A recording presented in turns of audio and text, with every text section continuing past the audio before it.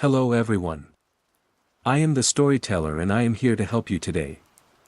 I know you use this video to fall asleep, so before that, like the video and subscribe to the channel. Also, where are you from and what time are you watching? Now get comfortable and relax. Negative exposure. The smell of fixer always brought me a peculiar kind of peace. It was the scent of potential, of moments held suspended in silver halides, waiting to be coaxed into permanence. When I inherited Great Aunt Mildred's house in Oakhaven, a town whose name I'd only vaguely registered from faded Christmas cards, the first thing I scouted was the basement. It was damp, cluttered with the detritus of a long life sparsely lived, but it was spacious. Perfect for a darkroom. I, Thomas Ashton, 34, photographer, was seeking refuge. The city, with its relentless pulse and fabricated urgency, had worn me thin. My Leica M6 felt like an extension of my eye, but lately, even that connection had frayed. Oakhaven, nestled in a quiet valley, promised stillness, a place where I could reconnect with the slow craft of film, with landscapes that didn't scream for attention. Setting up the darkroom was a ritual. I swept away decades of dust, patched light leaks with thick black plastic and gaffer tape until the space achieved that perfect, womb-like blackness. The enlarger, a sturdy old bestseller I'd hauled with me, took center stage. Trays were laid out, chemicals mixed. The faint, metallic tang of the developer, the vinegary bite of the stop bath, and then, the fixer. Home. My first photographic foray into Oakhaven was with a roll of Tri-X. The town was quaint. A sleepy main street, a hardware store with a wooden Indian out front, a diner exhaling the scent of old coffee and fried food. I wandered towards the woods bordering my new property, the late afternoon light filtering through the thinning autumn leaves. I shot with a familiar, almost automatic rhythm, bracketing exposures, searching for compositions in the mundane. Back in the red glow of the safe light, I watched the images ghost onto the paper in the developer tray. The main street, crisp and detailed. The gnarled oak at the edge of my yard.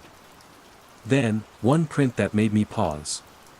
It was a narrow, dimly lit corridor, stark and featureless, terminating in a dark, closed door. The grain was coarse, the focus soft, almost dreamlike. I didn't remember taking it.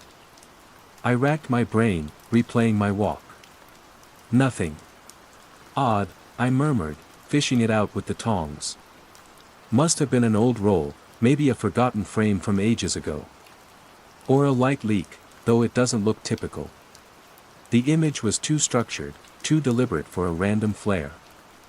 I pinned it up to dry, a minor curiosity, and moved on.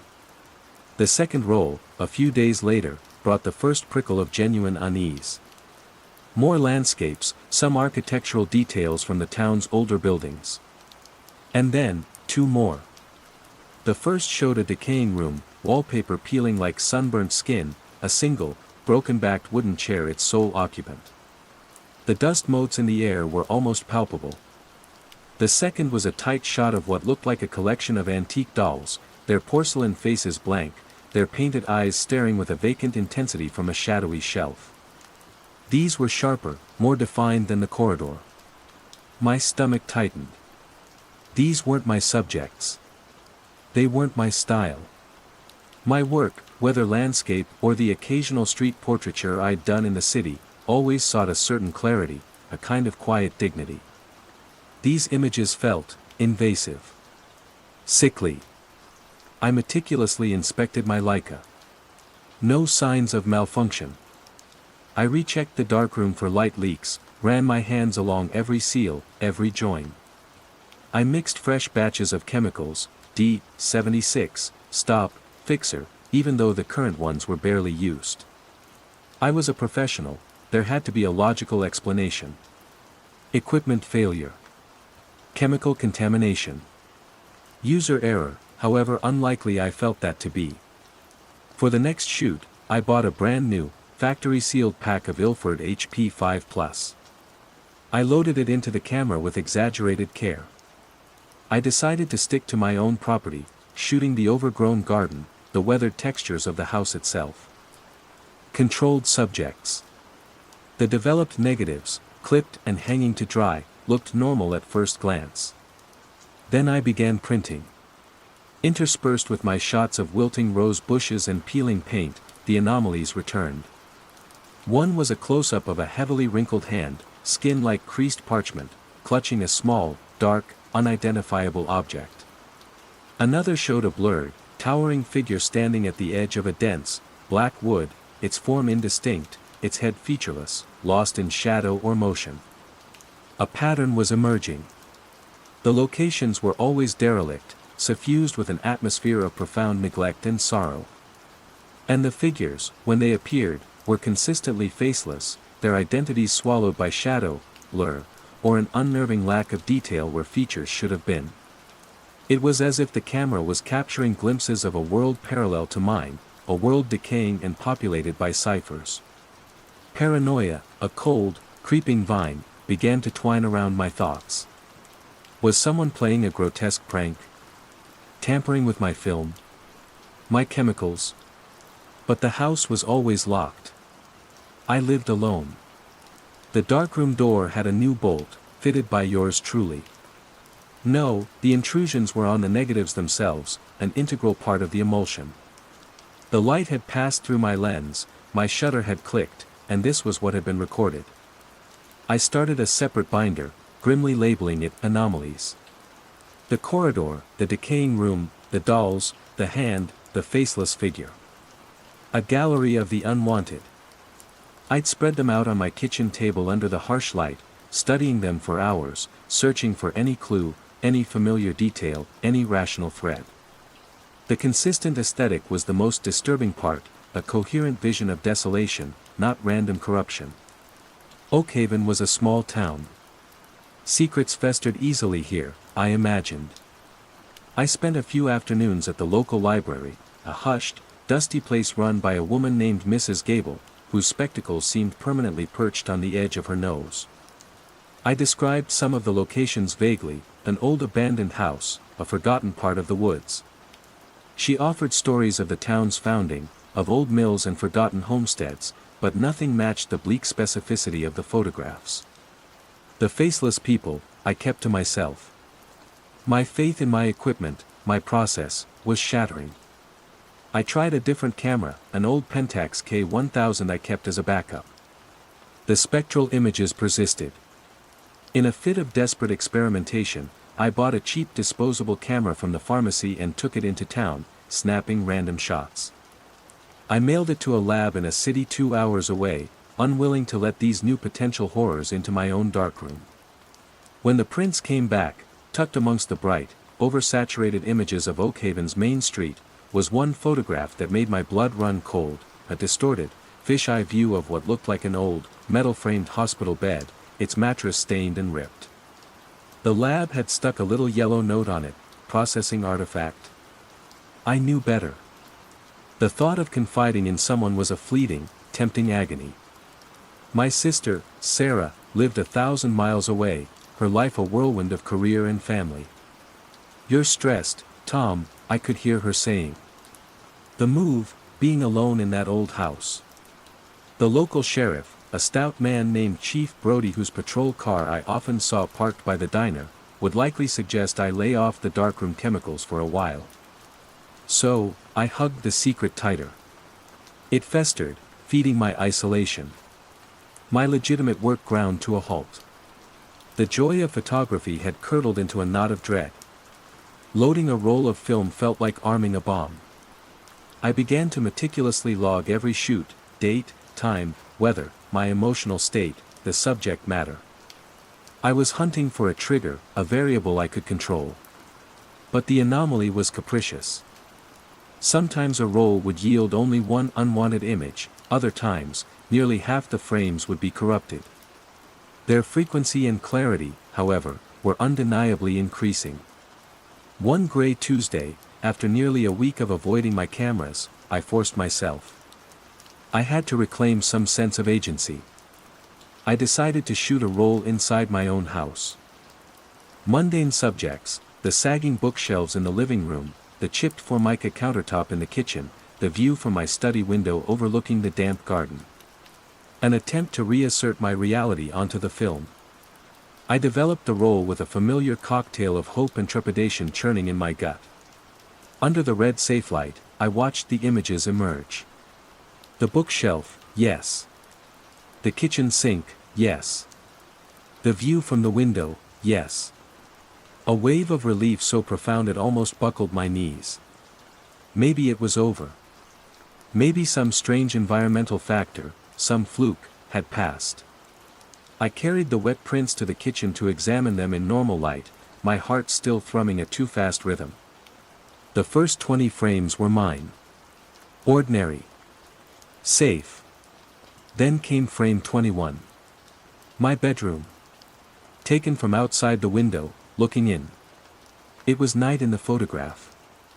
The room was faintly illuminated by the bedside lamp I always left on, casting long, dancing shadows. I could see the rumpled duvet on my bed, the spine of the book I'd been reading resting on the nightstand. The angle was slightly elevated, as if the photographer had been standing on something, or was unnaturally tall. My breath hitched. My hands started to shake, rattling the print. Frame 22. The same scene, but closer. A detail, horrifyingly clear now, that I'd missed in my initial shock. Reflected in the dark glass of the windowpane, a faint, blurry shape. A tall, indistinct silhouette, featureless, occupying the precise spot where the photographer must have stood. Its form was eerily reminiscent of the figure from the woods, but this time, it was here. At my window. Watching me sleep. Frame 23. Almost entirely black. A deep, impenetrable void, as if the lens had been pressed against something, or the entity had finally, fully, blocked the light. Terror, stark and absolute, punched the air from my lungs. This wasn't an abstract anomaly anymore, not some distant, decaying world bleeding into mine. This was personal. This was a violation. This was surveillance by something unknown, something that could manifest images of its choosing onto my film. My carefully constructed rationalizations, faulty film, chemical quirks, even a bizarre, localized radiation, all crumbled into dust.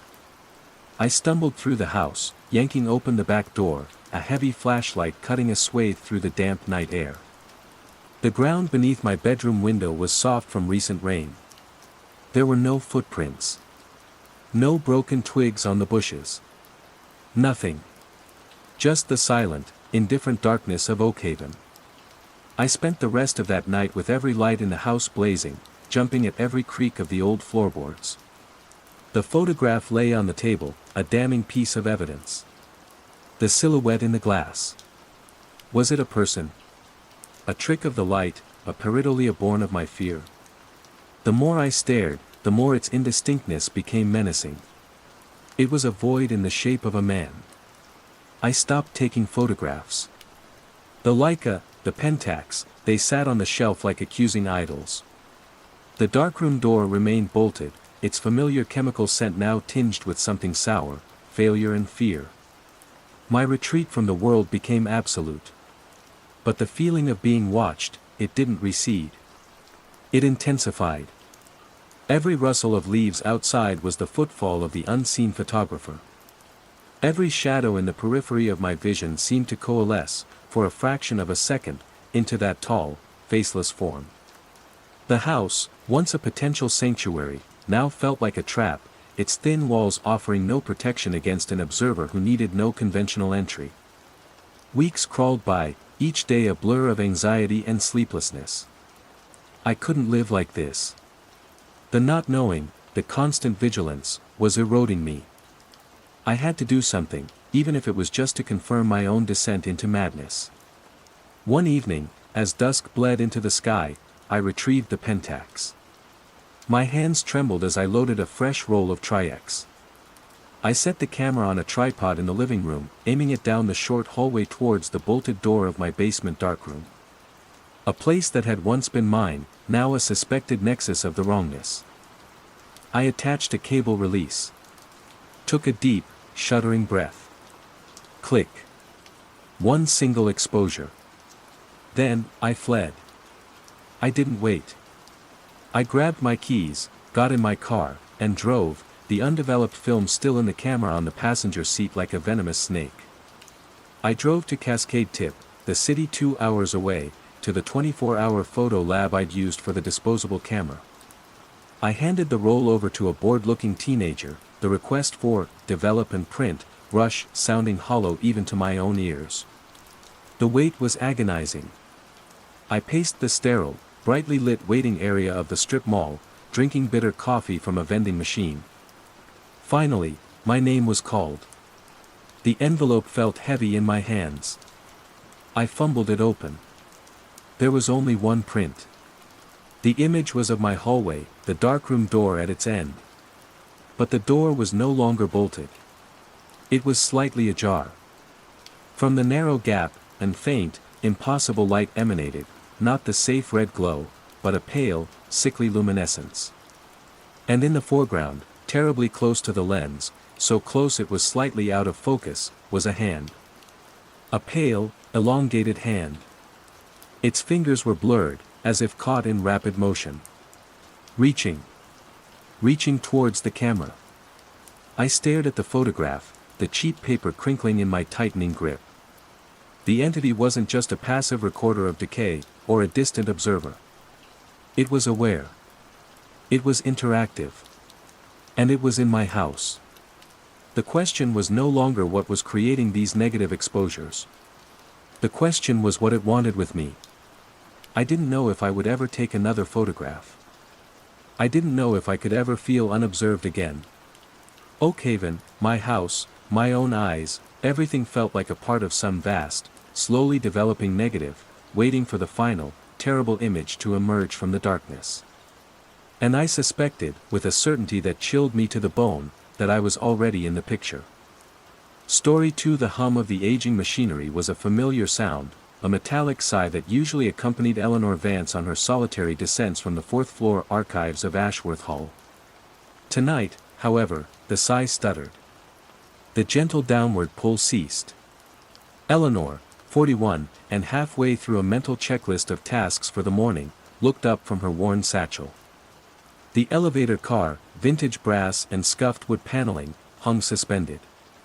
Her thumb had decisively pressed G for ground. The amber light beside it was still glowing. But now, another button, one she'd long dismissed as a ghost in the machine, pulsed with an eerie, insistent luminescence. 2.5. No. The word was a silent refusal in her mind. Eleanor, an archivist for nearly 2 decades, prided herself on her rational approach. Ashworth Hall, with its drafty corridors and the scent of decaying paper, was old.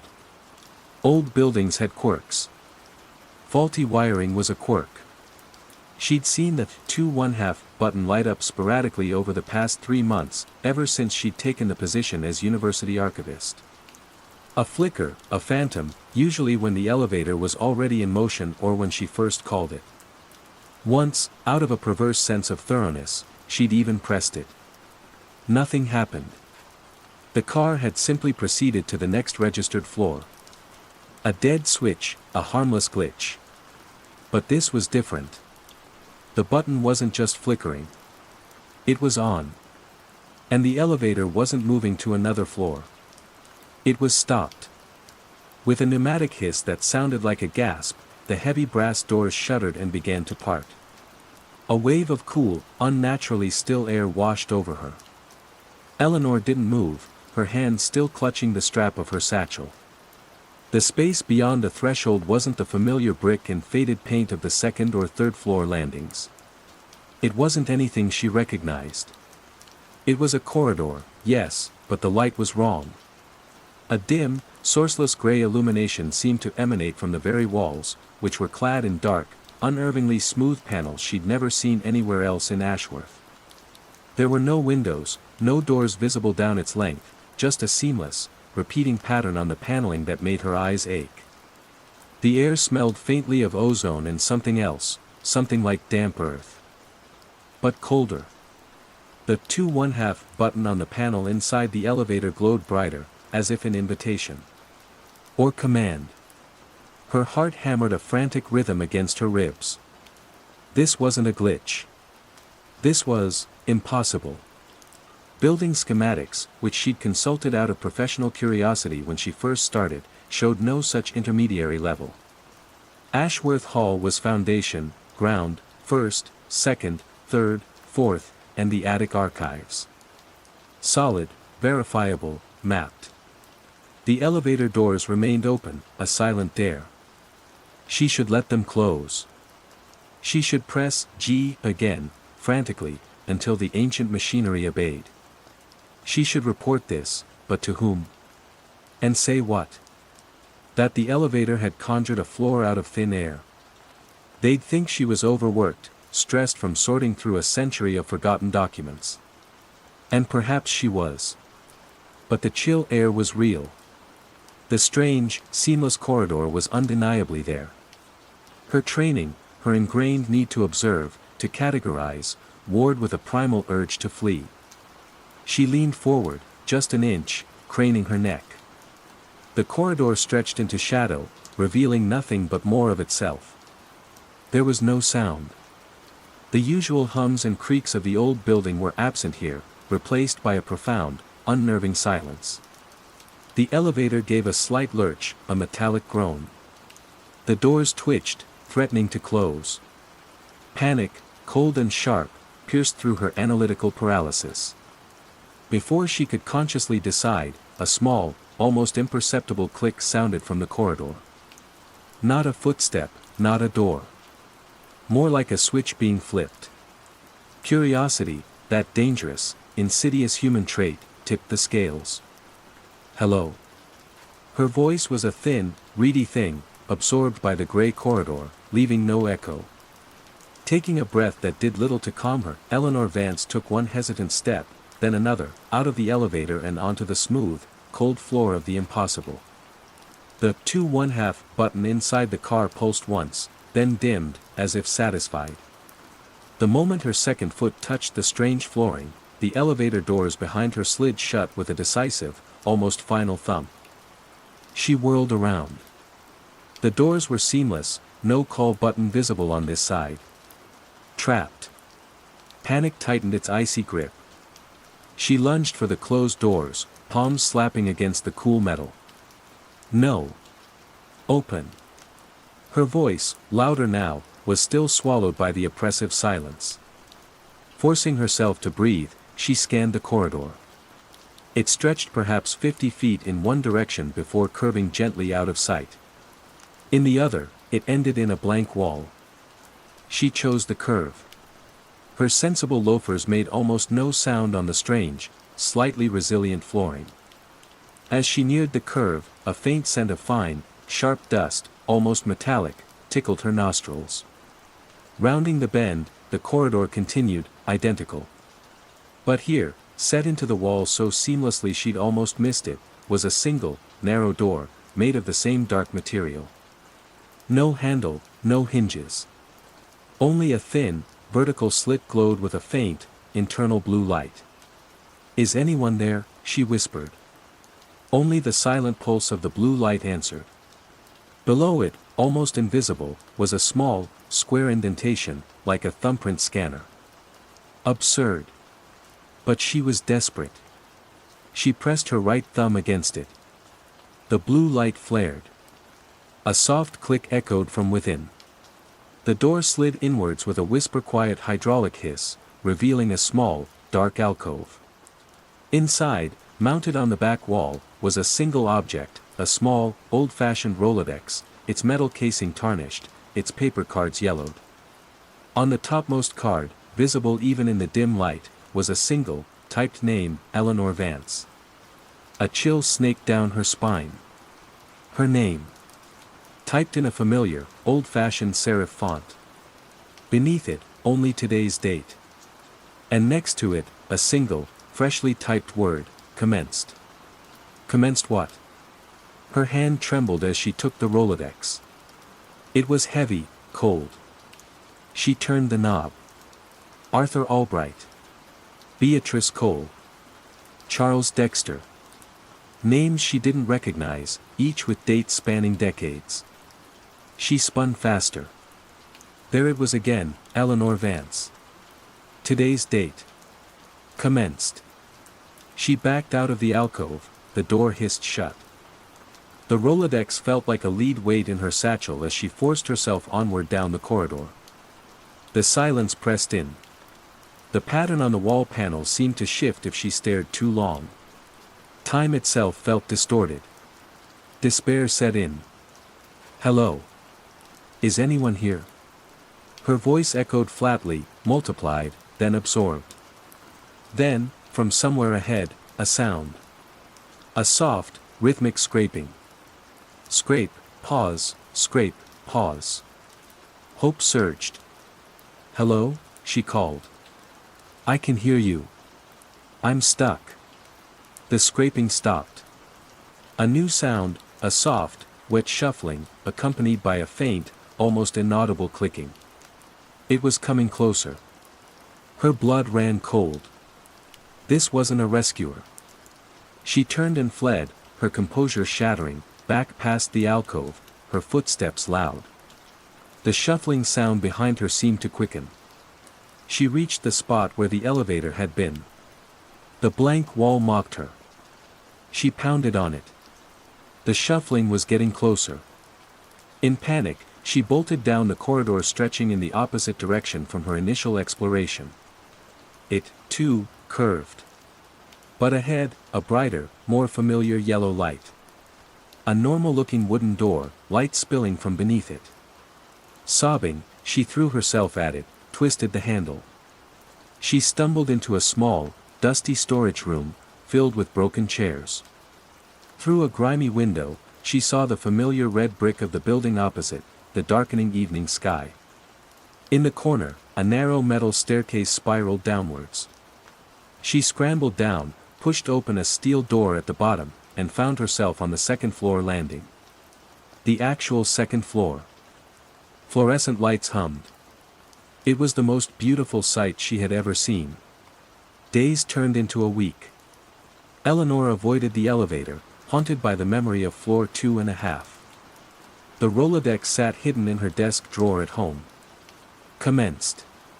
She researched the names from it in the university's official archives. Many older names yielded nothing. But some, more recent, appeared: an assistant librarian retired for nervous exhaustion, a night watchman who failed to report for duty, never seen again, a junior fellow who developed acute paranoia about the building.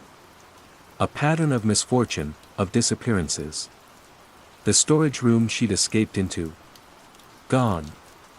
Only a solid brick wall where the door should have been. One afternoon, leaving late, she found herself before the elevator. The 2.5 button was dark. Hesitantly, she pressed G. The doors closed. The elevator descended. And then, it stopped. The 2.5 button illuminated. This time, she didn't panic. A strange resignation had settled over her. The doors slid open. The gray corridor. The sourceless light. The cold, still air. She didn't step out. She simply looked. Then, from deep within, a whisper, so faint it was almost imperceptible. It sounded like her name. Eleanor. Dry, ancient, like rustling paper. The doors began to close. As they did, she saw it. Far down the corridor, at the edge of visibility, stood a figure. Tall, impossibly thin, cloaked in something that absorbed the light. It was perfectly still, watching her. She felt its gaze, cold and ancient. The elevator resumed its descent. Eleanor stumbled out on the ground floor. Floor 2.5 wasn't just a place. It was a presence. And it knew her. She went home and retrieved the Rolodex. Under her name, beneath, commenced, a new entry, freshly typed, observed. The knowledge settled into Eleanor like a shard of ice. Her true reality was here, in Ashworth Hall, tethered to an impossible space. She continued her work. Quitting would solve nothing. Floor 2.5 was tied to her. her perception began to shift. Text would blur momentarily. Faint whispers, unheard by others, punctuated the archive's silence. Was it the floor, or her mind fraying? One evening, sorting uncatalogued 19th-century architectural plans for Ashworth Hall, she found it. A faded blueprint. Ground, first, second, third, fourth. But there, between second and third, drawn in fainter ink, almost erased, was a small, unlabeled rectangle. Beneath it, in tiny, spidery handwriting, interstitium. For the keeper. Keeper. A cold dread washed over her. The silence of the archive felt expectant. Weeks later, Dr. Albright, head of special collections, retired. His replacement, Mr. Davies, talked loudly of digitization. During his introductory tour, Eleanor guided him towards the old elevator. "It's a bit temperamental," she said, her voice neutral, "but it gets you there." As they waited, the 2½ button was dark. For now. Mr. Davies, oblivious, outlined his plans to modernize this mausoleum. Eleanor listened, a faint smile on her lips. Ashworth Hall, she now understood, always found a way to fill its vacancies. The elevator arrived. The doors slid open. Eleanor watched Mr. Davies step inside, pressing 4. The doors closed. She waited, then glanced at the floor indicator. G. 1. 2. Then, for a fraction of a second, before 3 illuminated, another light flickered. 2½. Eleanor turned and walked back towards her office. The blueprint of the interstitium felt suddenly very important. The observation, perhaps, was a two-way street. Or perhaps, a new commencement was about to be recorded. The unease was a permanent fixture now, a quiet hum beneath the surface, a reminder that behind the curtains of the familiar world, other floors awaited.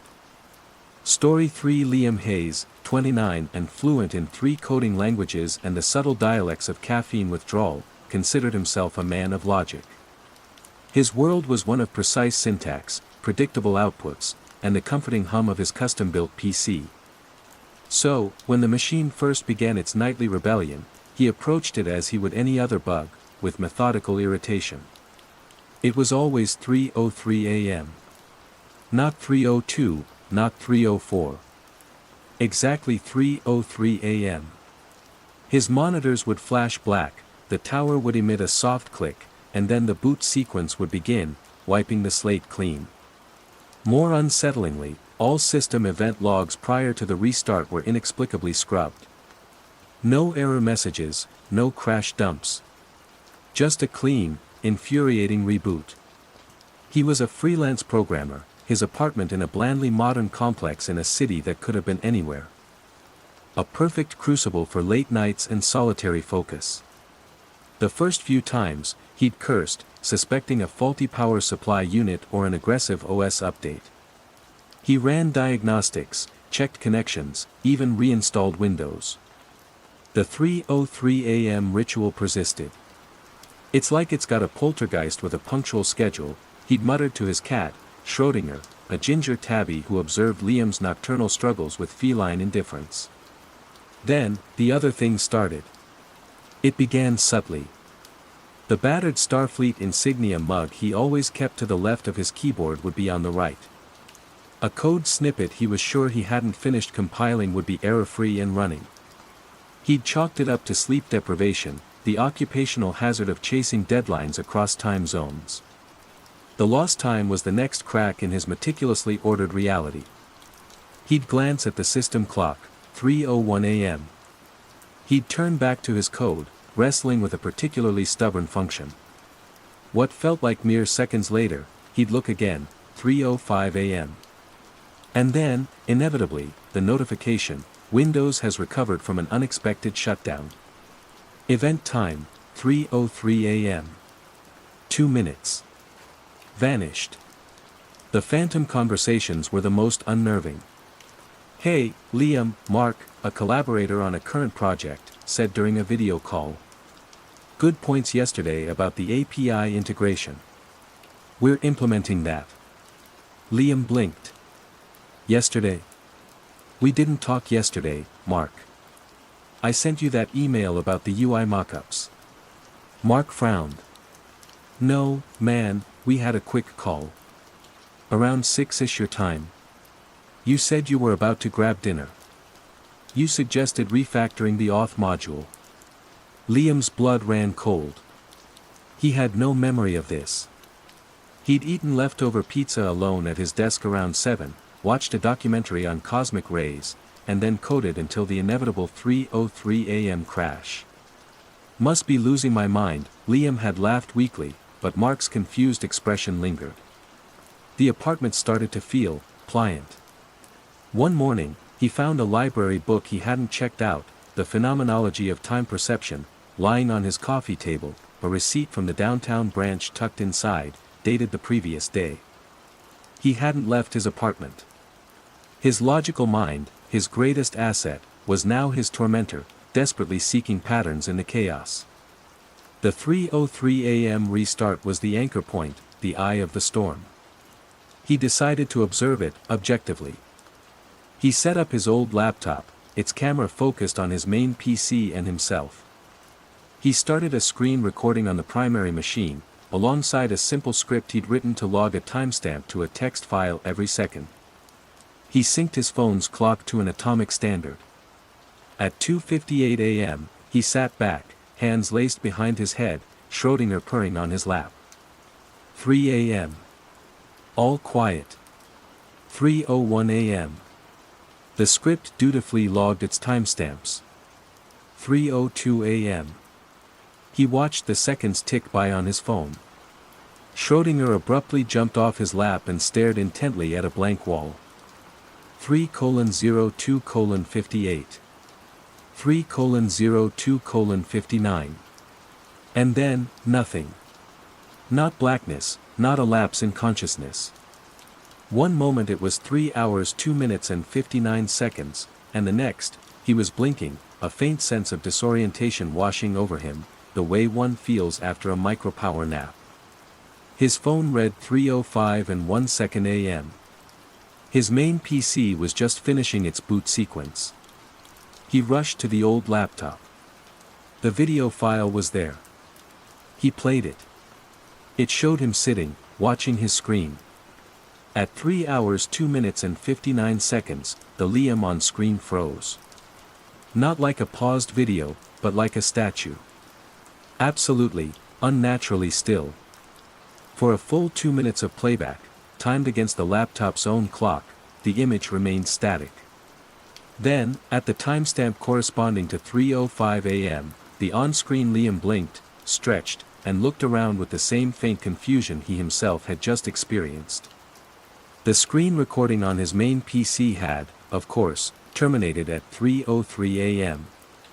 The text file with the timestamps had entries up to 3:02:59 a.m_PST, and then the next entry, after the reboot, was 3:05:00 a.m_PST_system_recovered. 120 seconds. Gone. Not just for the computer, but for him. Fear, cold and sharp, began to dismantle his rational defenses. What happened in those 2 minutes? It wasn't just that time was lost. It felt like he was being excised from it, a problematic line of code deleted from the universe's runtime. The next night, he added a new layer to his experiment. He wrote a more complex script for his main PC.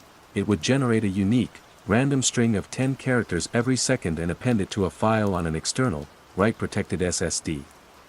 This drive was connected via a USB isolator, ensuring no software trickery from the main OS could easily tamper with it. He wanted to see what, if anything, was written during the blackout. 3:02:58 a.m. 3:02:59 a.m. The familiar blink. 3:05:01 a.m. He almost didn't want to look. With trembling hands, he disconnected the SSD and plugged it into his old laptop. He opened the log file. Timestamps and random strings scrolled down. 3:02:57 AM underscore PST, G7HK2SP9ZX. 3:02:58 AM underscore PST, QWE5RT1U0. 3:02:59 AM underscore PST, A3SD6FG8JK. Then, instead of a gap, the log continued. 03:03:00 AM underscore PST, L9ZX4CV7BN. 03:03:01 AM underscore PST, M2NB6VC1XZ. And so on, for 120 distinct entries, each with a unique string, until 03:04:58 AM underscore PST, P009UY8TT. 03:04:59 AM underscore PST, R5EW2QA1SD. Then, the familiar 03:05:00 AM underscore PST underscore system underscore recovered. His breath hitched. The computer hadn't just been off or frozen. It had been working. For 2 minutes, it had been running his script, generating data, behaving as if everything was normal. But he hadn't been there. He had no memory of it. Who, or what, had been sitting at his desk, his fingers presumably on his keyboard, while his consciousness was elsewhere? This wasn't missing time. This was displaced time. Those 2 minutes were happening. Just not to him. The implications were staggering. The phantom conversations, the moved objects, they weren't glitches in his reality. They were the actions of another Liam. A Liam Prime, who inhabited those 2 minutes every night. He spent the next day in a daze of mounting dread. He re-examined the video from the previous night. The static, frozen Liam. Was that truly him? Or was the camera simply unable to record what was really happening? He reran the video recording experiment, this time also setting his phone to record him from a different angle, hoping for some discrepancy. 3:02:59 AM. Blink. 3:05:01 AM. The old laptop's video showed the same frozen Liam. His phone video, however, was different. It was subtly corrupted around the 3:03 AM mark, a brief flicker of digital noise, and then it, too, showed him frozen. But during that flicker, for a split second, he thought he saw movement. A hand, his hand, reaching for the mouse. He had to see it. He had to know. The next night, he didn't set up recordings. He couldn't bear to watch himself be a statue again. Instead, he opened a blank document on his main PC. He typed a single sentence, "Who are you?" He positioned his desk lamp so it cast a strong light on the keyboard. He set up a high-resolution stills camera, not video, on a tripod, angled to capture his face and the screen. He rigged it to an Arduino he'd programmed to take a picture every second, storing them on its own SD card. The Arduino had its own power source. It wouldn't be affected by the PC's reboot. He sat there, heart pounding, as 3:03 AM approached. 3:02:59 AM. The blink was more jarring this time. A deeper sense of displacement, as if he'd been unplugged and plugged back in more forcefully. 3:05:01 AM. He stumbled to the Arduino, popped out the SD card.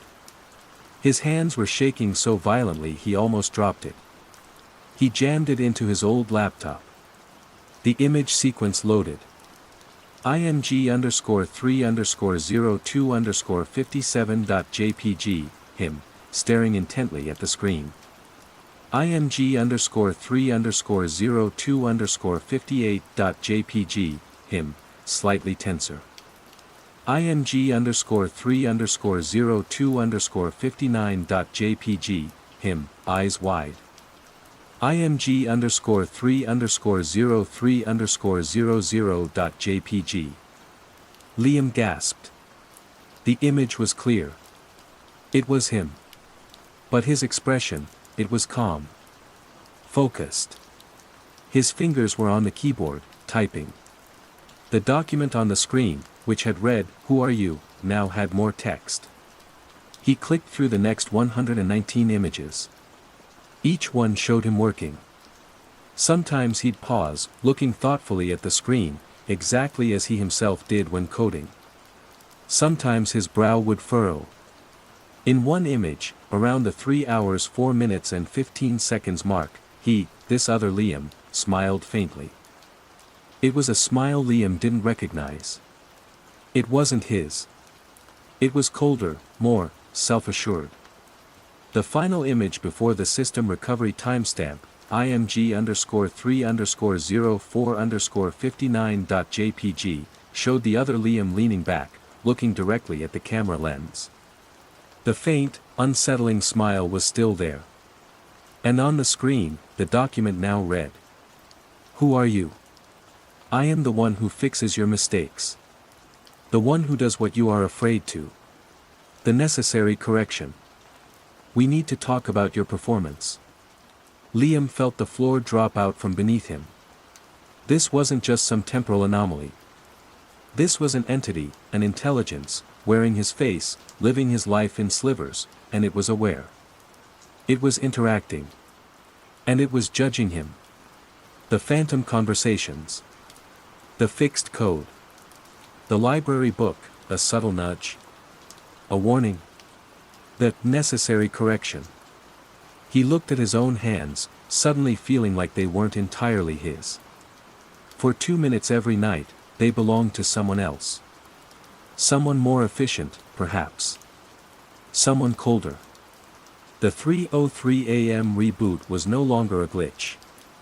It was a handover. A shift change. He scrolled back to the image of the other Liam looking at the camera. The eyes. They were his eyes, but the light in them was different. Older. More patient. And utterly, terrifyingly alien. Liam sat there in the pre-dawn gloom, the glow of the laptop screen illuminating his horrified face. The cat, Schrödinger, wound around his ankles, purring, oblivious. Or perhaps, not. Perhaps the cat had always known which Liam was which. He thought about his current freelance project, a complex security algorithm for a financial tech company. He'd been stuck on a critical vulnerability for days. This morning, when he'd booted up after the 3:05 a.m. recovery, he'd found a new folder on his desktop. Inside was a fully patched version of the algorithm, elegant and secure. And a small text file named, gratitude_is_appreciated.txt. He was no longer just Liam Hayes, programmer. He was Liam Hayes, host. And his other self, the tenant who lived in the gaps of his awareness, was becoming more assertive. The missing minutes weren't missing at all. They were the other Liam's office hours. And Liam was beginning to suspect he was no longer the one in charge. The fear was a constant companion now, the chilling understanding that every night, for 2 minutes, he ceased to be, and something else, something wearing his skin, took the reins. And it was getting better at it. Story 4. Arthur Finch, at 47, considered himself a man of curated realities. As senior curator of European decorative arts at the Penhaligon Museum, his life was dedicated to the tangible echoes of the past, the precise inlay of a Boule cabinet, the delicate brushwork on a Sèvres porcelain vase, the story held within the warp and weft of a Gobelins tapestry. Illusions, flights of fancy, and the inexplicable were anathema to him, relegated to the dusty, uncatalogued storerooms of lesser minds. The Blackwood bequest had been controversial. Lord Alastair Blackwood, a notorious eccentric, had left his entire collection to the Penhaligon, a trove of objects ranging from the sublime to the unsettling. Among them was Lot 37B, an 18th-century giltwood pure glass, Venetian. It arrived crated like a sarcophagus, and when Arthur finally supervised its unsealing in the conservation lab, he felt an uncharacteristic prickle of something. Disquiet, perhaps. The mirror was magnificent, its frame a riot of tarnished gold acanthus leaves and unsettlingly cherubic figures whose smiles seemed a fraction too wide. The glass itself, thick and silvered, held a deep, liquid darkness, reflecting the lab with a slightly distorted, antique hue. It was assigned a prime spot in the upcoming Whispers of Opulence exhibit. Arthur, meticulous as ever, found himself drawn to it during his daily walkthroughs of the gallery in progress. That's when he first noticed it, the lag. He'd turn his head, and for the briefest fraction of a second, his reflection would remain looking forward before catching up. He blinked. The reflection blinked a heartbeat later. He dismissed it. Fatigue. The strange lighting in the partially set-up gallery. The inherent imperfections of old glass. A trick of the eye, Arthur, he'd murmured to himself, adjusting his silk tie in the modern, perfectly responsive mirror in the staff washroom later, feeling a flush of embarrassment at his own suggestibility. But the lag persisted. It became more pronounced. Sometimes, as he approached, his reflection would already be there, facing him, as if it had anticipated his arrival. Then, the smiles. He'd be frowning at a misplaced label plinth, lost in thought, and catch a movement in the blackwood mirror from the corner of his eye. He'd look up, his reflection, still holding his frown. But just for a moment, he was sure its lips had quirked upwards, a knowing, almost sardonic smirk that vanished the instant he focused on it. Stress, he told Dr. Albright, the museum director, during a planning meeting, rubbing his temples. This Blackwood exhibit is a beast. Albright, a man whose primary concerns were funding and footfall, had merely nodded sympathetically and reminded him of the opening gala deadline. Arthur started to conduct small, furtive experiments. He'd approach the mirror slowly, then whip his head to the side. The reflected Arthur would follow, but always that infinitesimal, maddening delay. He'd make a sudden, exaggerated grimace. The reflection would mimic it, but sometimes, just before it settled into the grimace, there was a flicker of something else in its eyes, amusement. Contempt. He cleaned the glass himself, a task usually left to the conservation team, hoping some residue or patina was causing the optical illusion. The glass gleamed, cold and dark, under his ministrations. The reflection remained stubbornly, subtly out of sync. He tried observing it from different angles, in different lights. The phenomenon remained consistent. One evening, working late, he stood before it, utterly still, trying to catch it out.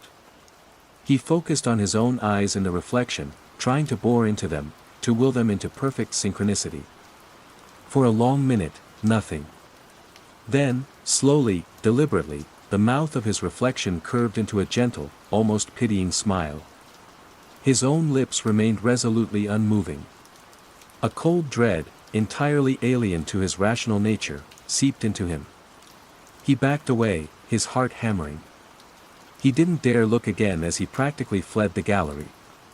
This was no trick of light or fatigue. This was wrong. The curator in him, the man who documented and analyzed, surged past the fear. He needed evidence. Objective proof. He couldn't go to Albright with, "The mirror is making faces at me."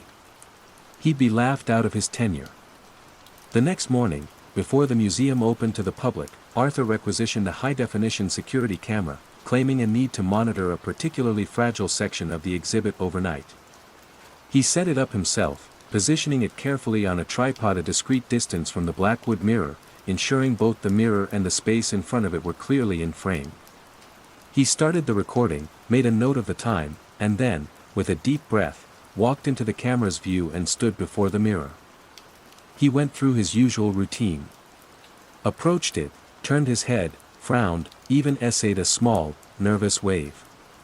All the while, he could feel the lag, the slight but definite disjunction between his movements and those of the figure in the glass.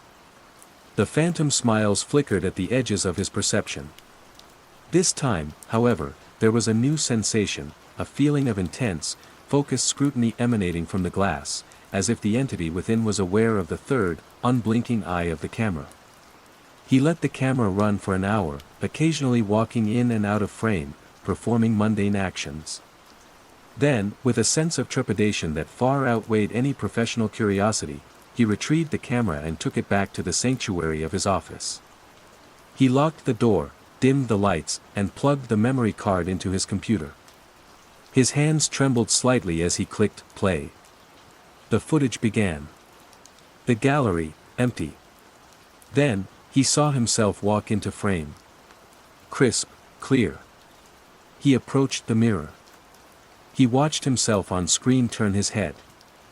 He watched himself frown. And in the mirror depicted on the screen, nothing. No, not nothing. Worse than nothing. The ornate giltwood frame was there, perfectly captured. But the glass within it was blank. Not black, not reflecting the opposite wall of the gallery as it should have. It was as if the camera was seeing through the silvering, to the dusty, wooden backing of the mirror itself. Or perhaps, into an impossible, featureless void contained within the frame. His own image, standing clearly in front of the mirror, cast no reflection. Arthur's breath caught in his throat. He fast-forwarded. Every time he was in front of the mirror in the footage, interacting with what he knew was his reflection, the camera showed only him, gesticulating at an empty, dead surface. He slammed the laptop shut. His heart was a frantic bird against his ribs. It wasn't his reflection. It had never been his reflection. It was something else. Something that lived in the mirror. Something that chose to mimic him, to play with him, when he was alone with it. But it refused to perform for the camera. It refused to be captured, to be documented. The truth crashed down on him with the force of a physical blow. Whatever was in the mirror was not a passive anomaly. It was intelligent. It was aware. It knew it was being observed by the camera, and it had chosen not to reveal itself. It was content, or perhaps compelled, to only interact with him. It wasn't following him. It was observing him. It had been observing him from the moment it arrived, studying him, learning him. The lags, the independent expressions, those weren't errors. They were tests. Or perhaps, the slow, deliberate unveiling of its true nature. He sat in his darkened office for a long time, the silence of the museum pressing in on him. The carefully constructed reality he inhabited, built on logic and verifiable fact, had developed a hairline fracture, and now it was spiderwebbing outwards, threatening to shatter everything. The Whispers of Opulence exhibit was due to open in 3 days. The Blackwood mirror was a centerpiece. He couldn't remove it without a plausible explanation, and what could he say? The mirror is haunted by an entity that shows itself only to me and refuses to be filmed. He'd be put on immediate leave, his career in tatters. He thought of the cherubic figures on the frame, their smiles suddenly predatory. He thought of the deep, liquid darkness of the glass. It was a window, and he was on the wrong side of it, being watched by something ancient and unknowable. The next day, he walked through the gallery, a profound weariness settling into his bones. He approached the Blackwood mirror. His reflection appeared, as it always did now, perfectly in sync, perfectly normal. Too normal. It was a flawless imitation, the performance of a lifetime. He met its gaze. "Who are you?" he whispered, his voice barely audible. The reflection, the thing, simply smiled. A slow, deliberate smile that didn't reach its eyes. It was Arthur's smile, but hollowed out, filled with something cold and ancient. Then, for the first time, it spoke. Or rather, he heard the words in his mind, a dry, rustling whisper that seemed to emanate from the very depths of the glass. "We are the reserve, curator." Waiting. Waiting for what? Arthur didn't dare ask.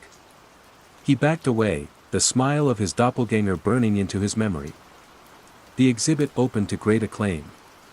Critics lauded the Blackwood mirror as a masterpiece of Venetian craftsmanship, holding centuries of secrets within its depths.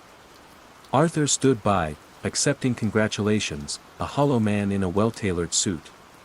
Every time he passed the mirror, he felt its gaze upon him, a cold, constant pressure.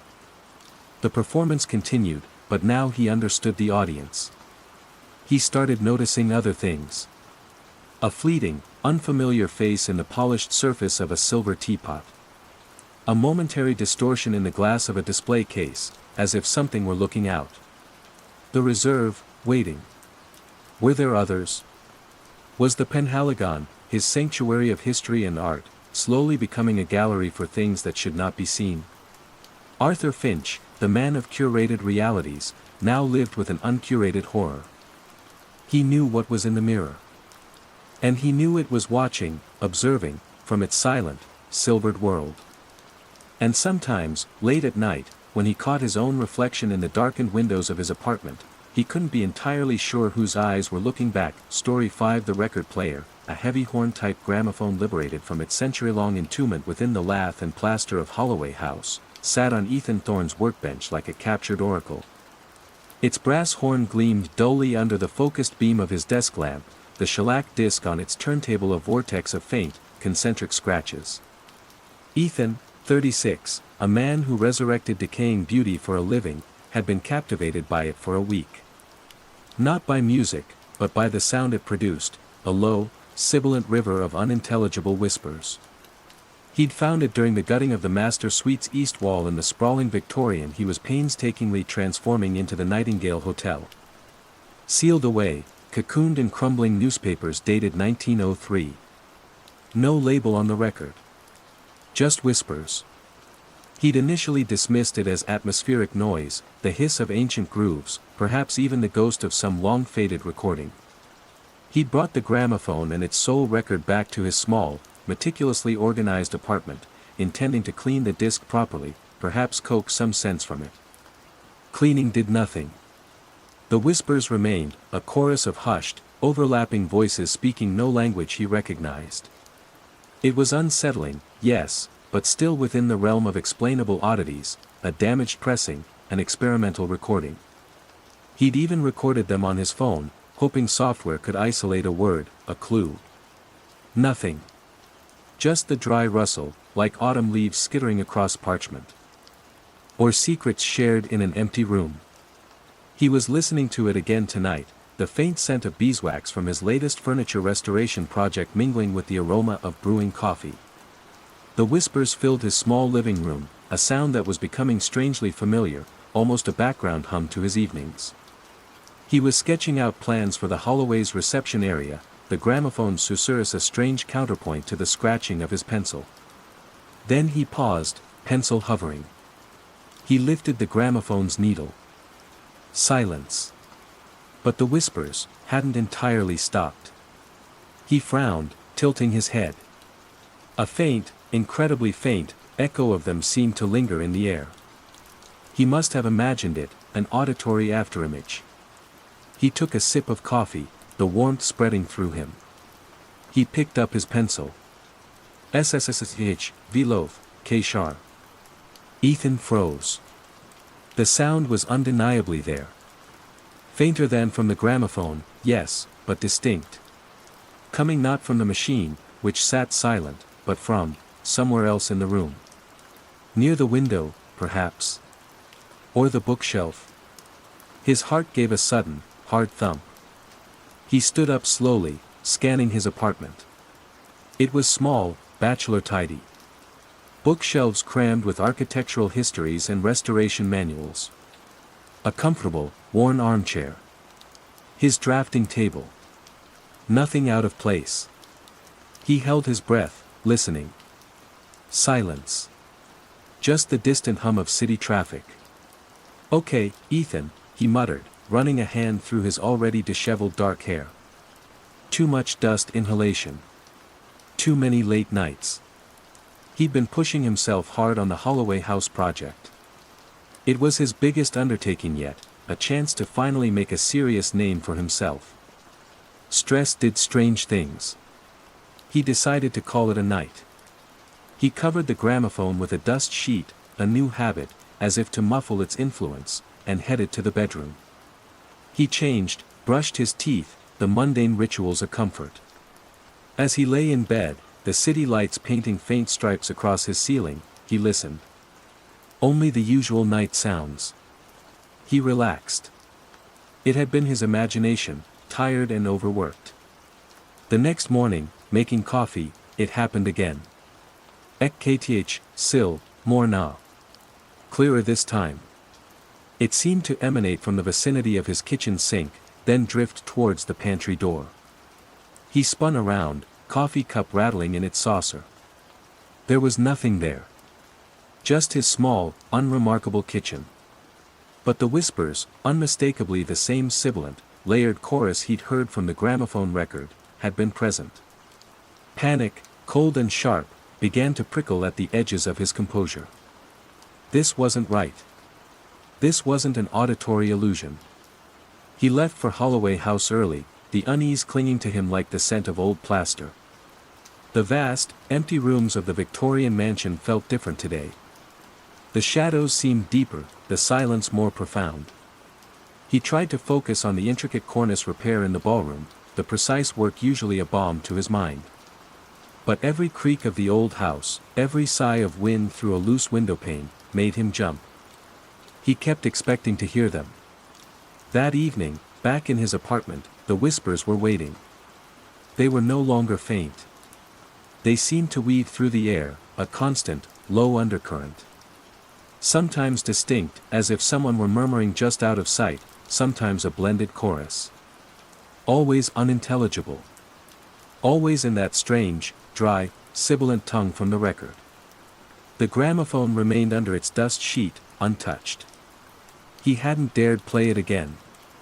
He tried to reason it away. Tinnitus? He'd never suffered from it. Low-frequency sounds from neighbors. His building had thick walls, he rarely heard a peep. Auditory hallucinations brought on by stress. Possible, but these felt too external, too consistent with the specific sounds from that damned record. He started recording the ambient sound in his apartment with his phone. He'd leave it running while he went out for groceries. When he played it back, his blood ran cold. There they were, captured clearly, the whispers, winding through the silence of his empty apartment, rising and falling in their strange cadence. Sometimes they sounded almost questioning. The following days were a torment. The whispers were a constant companion. At Holloway House, he found himself straining to hear them amidst the noise of construction, half expecting them to bleed from the walls themselves. At home, they were inescapable. They followed him from room to room, a ghostly miasma of sound. Sleep became difficult. Every rustle of sheets, every creak of the floorboards, sounded like the beginning of a whispered phrase. He tried to ignore them, to drown them out with music, podcasts, the television. But they were always there, just beneath the surface, like a parasitic frequency only he could tune into. His colleagues at the Holloway site, the electricians and plumbers, noticed his distraction, his frayed nerves. "You okay, Ethan?" asked Dave, the burly site foreman. "You look like you've seen a ghost." Ethan forced a weak smile. "Just burning the candle at both ends, Dave. This old girl demands a lot." He considered seeing a doctor, a psychiatrist. But what would he say? "I hear whispers that started from an old gramophone record, and now they're in my apartment without the record player." He could imagine the diagnosis. One evening, driven by a desperate need for a rational explanation, he focused intently on the whispers as they eddied around his living room. He tried to isolate phonemes, to find some pattern, some recognizable root. SSSHLAR, NCOT. A pause, then, slightly louder, more distinct, FN. He shot upright from his armchair, his skin crawling. FN. It was his name. Distorted, yes, pronounced with that alien, sibilant emphasis, but unmistakably his name. They weren't just random sounds. They knew him. The terror was no longer a prickle, it was a suffocating blanket. He stared wildly around the room. "Who's there?" he choked out, his voice raspy. "What do you want?" Only the continuous, layered whispers answered, but now, interwoven with the unintelligible sounds, he could occasionally pick out that distorted version of his own name, like a leitmotif in a symphony of madness. He thought about the gramophone, still shrouded on his workbench. Had it been a conduit? Had listening to that record somehow opened a door? Or worse, had it tuned him to a frequency that had always been there, a layer of reality he was never meant to perceive? The whispers seemed to react to his distress, growing slightly in volume, the sibilants becoming more agitated, the occurrences of his name more frequent. He felt like an insect trapped in a jar, the whispers the buzzing of unseen wings against the glass. He had to get rid of the gramophone. And the record. The next morning, a Saturday, he carefully wrapped the gramophone in its dust sheet, then in bubble wrap, then in an old blanket. He placed the record in its original plain sleeve, then inside a padded envelope. He drove to the city dump, his jaw tight, the whispers a faint but persistent chorus in his car, seemingly emanating from the passenger seat where the bundled gramophone lay. He almost expected it to start playing on its own. He found the pit for miscellaneous waste, a vast trench of discarded lives and broken things. With a grunt of effort, he heaved the gramophone over the edge. It landed with a muffled thud. He threw the record after it. For a moment, he felt a surge of relief, of triumph. It was short-lived. As he walked back to his car, the whispers started again, not from the pit, but from the air around him, as clear and present as they had been in his apartment. FN, SSSSH caught VLORN FN. Getting rid of the object had changed nothing. The connection wasn't to the gramophone. It was to him. He drove home in a daze of despair. The whispers were louder now, more insistent, as if angered by his attempt to discard their origin. His apartment, once his sanctuary, felt like a cage. The walls themselves seemed to breathe the sounds. He could no longer discern a direction, they were simply everywhere. He remembered the sealed room in Holloway House, the newspapers from 1903. Had someone else heard these whispers? Had they sealed the gramophone away not to hide it, but to silence it? To contain it? And had he, in his ignorance, unleashed it upon himself? That night, he sat in his armchair, the lights off, the city glow painting faint shadows. The whispers swirled around him, a complex, ever-shifting tapestry of sound. And for the first time, amidst the alien sibilance, he thought he detected something else, a pattern. Not of language, but of intent. A kind of pressure, a nudging. He closed his eyes, trying to focus past the fear. The whispers seemed to intensify around his head, as if trying to penetrate his thoughts. Hallway. FN. Hallway, Red RN. Holloway. Return. The words, though distorted, were chillingly clear. They weren't just random noise. They weren't just a haunting. They wanted something. They wanted him back at Holloway House. The thought filled him with a profound dread. The decaying Victorian, with its labyrinthine corridors and shadowed rooms, suddenly seemed like the source, the heart of this auditory plague. And it was calling him back. The whispers in his walls were no longer just whispers. They were a summons. And Ethan had the terrible feeling that he had no choice but to answer. Story 6. The aroma of freshly ground Ethiopian yirgacheffe usually signaled the start of a good day for Ben Carter. At 38, his life as a data analyst was a symphony of spreadsheets and algorithms, predictable and ordered. His morning ritual was sacrosanct: coffee, toast, and Wake Up with Woody, a syndicated comedy show hosted by the jovially irreverent Woody Parsons. It was light, mindless, a perfect buffer before diving into complex datasets. The first time it happened, he'd just been annoyed. Woody's opening monologue, a rambling anecdote about a disastrous attempt at assembling flat-pack furniture, was identical to the previous days. Lazy buggers, Ben had muttered, assuming the station was running a repeat due to some technical snafu or a holiday Woody had forgotten to mention.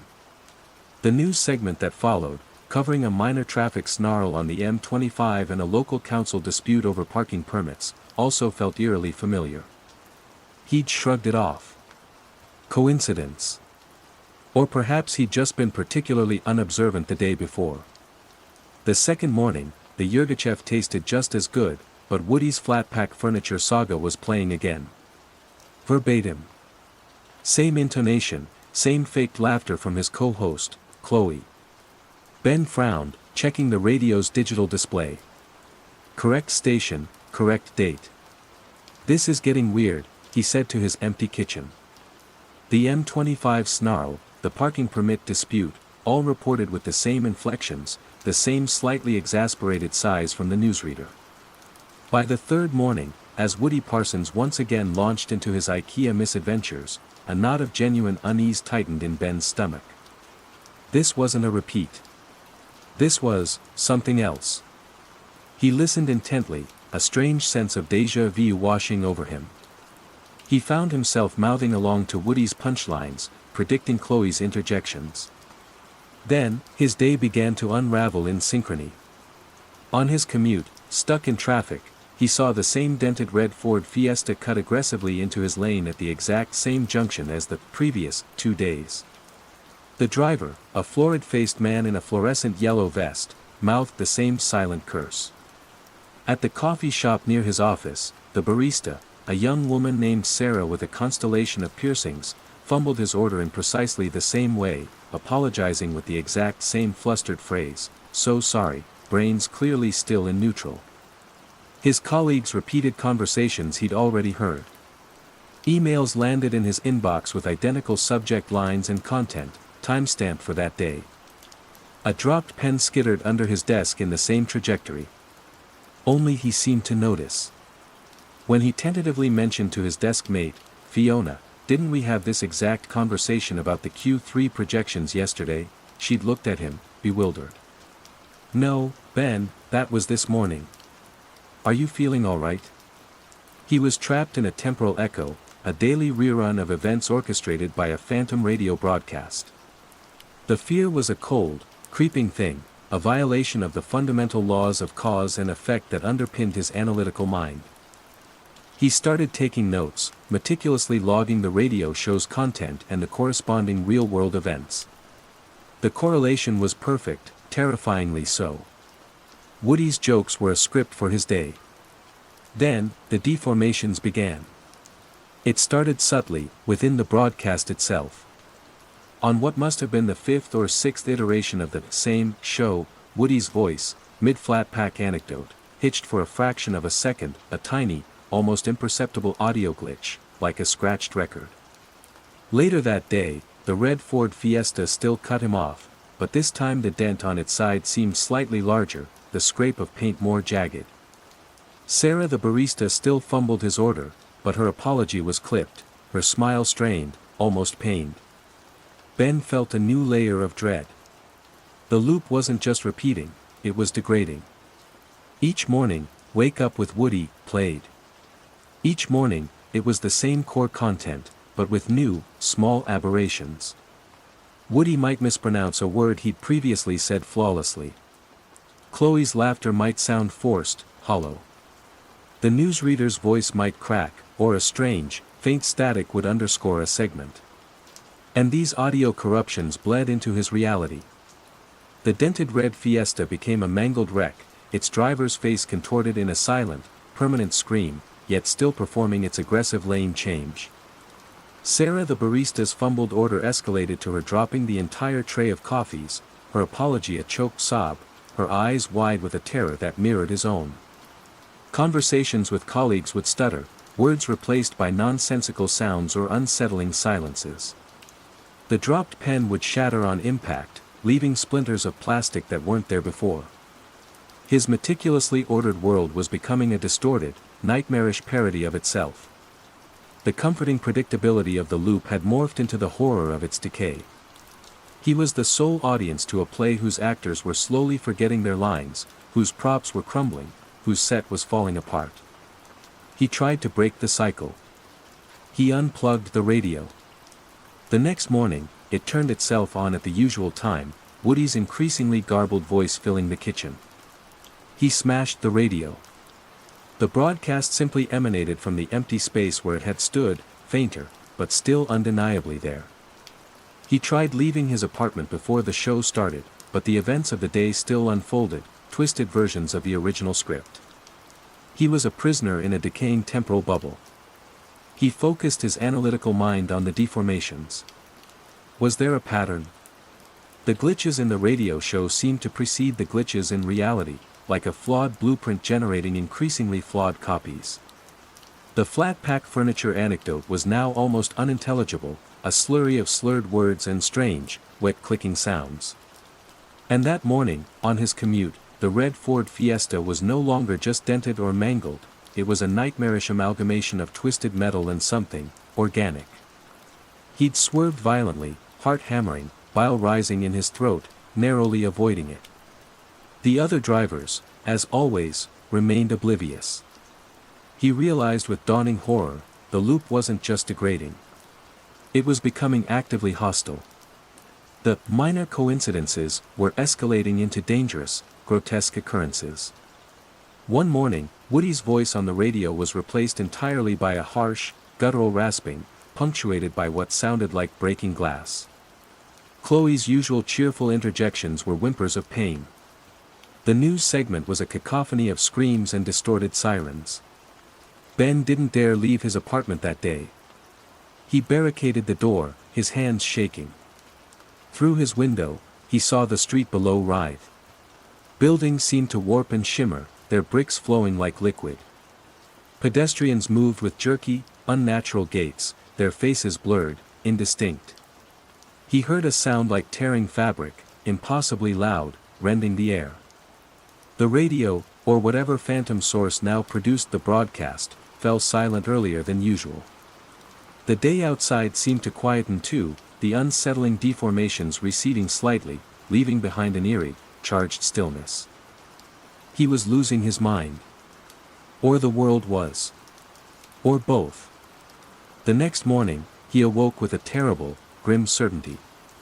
The cycle would continue. The degradation would worsen. He had to understand the source, the nexus of this temporal infection.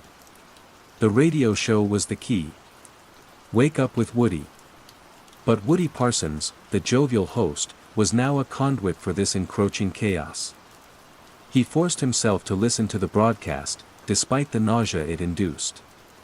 Woody's voice was a distorted parody, the words barely recognizable, interspersed with choked gasps and that awful clicking. But Ben strained, focusing, trying to catch a glimmer of the original content, a clue. The instructions, they don't make sense anymore, the pieces, wrong. Woody seemed to be sobbing. It's not fitting together, it's breaking.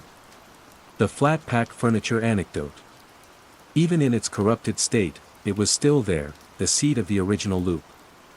But now, it sounded like a desperate confession, a warning. Then, a new sound emerged from the phantom radio, something not there before. A low, rhythmic hum, almost subaudible, that vibrated deep in his bones. And overlaid on it, a whisper, cold and clear, cutting through Woody's garbled distress. The broadcast is calibration. Reality is adjusting. You are an anomaly to be corrected. Ben's blood turned to ice. This wasn't a random loop. It was targeted. The deformations weren't decay, they were a process. The world was being reshaped, and he, the sole observer of the original pattern, was the imperfection, the glitch in this new, horrifying system.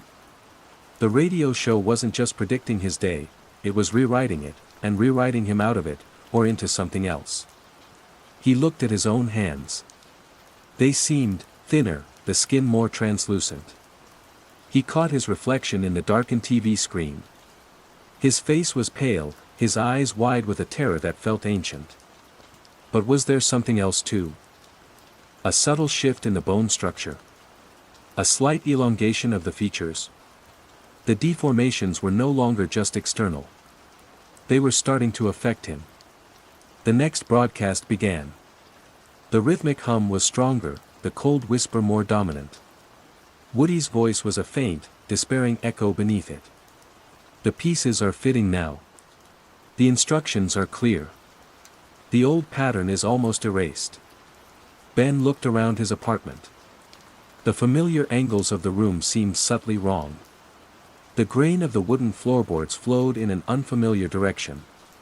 The light from the window was a sickly, unfamiliar color. He was an outlier in a dataset that was being relentlessly, terrifyingly normalized to a new, alien standard. And with each reset, more of his details, the details of the world he knew, were being overwritten, deformed into a new, incomprehensible reality. The broadcast wasn't just the same day anymore. It was the birth of a different, horrifying world, and he was its unwilling, fading witness. Story 7. The set of Crimson Mire, a low-budget horror flick, was a symphony of controlled chaos, and Maya Sharma, 33, was one of its conductors of light. Perched on a ladder, adjusting a Fresnel, she was in her element.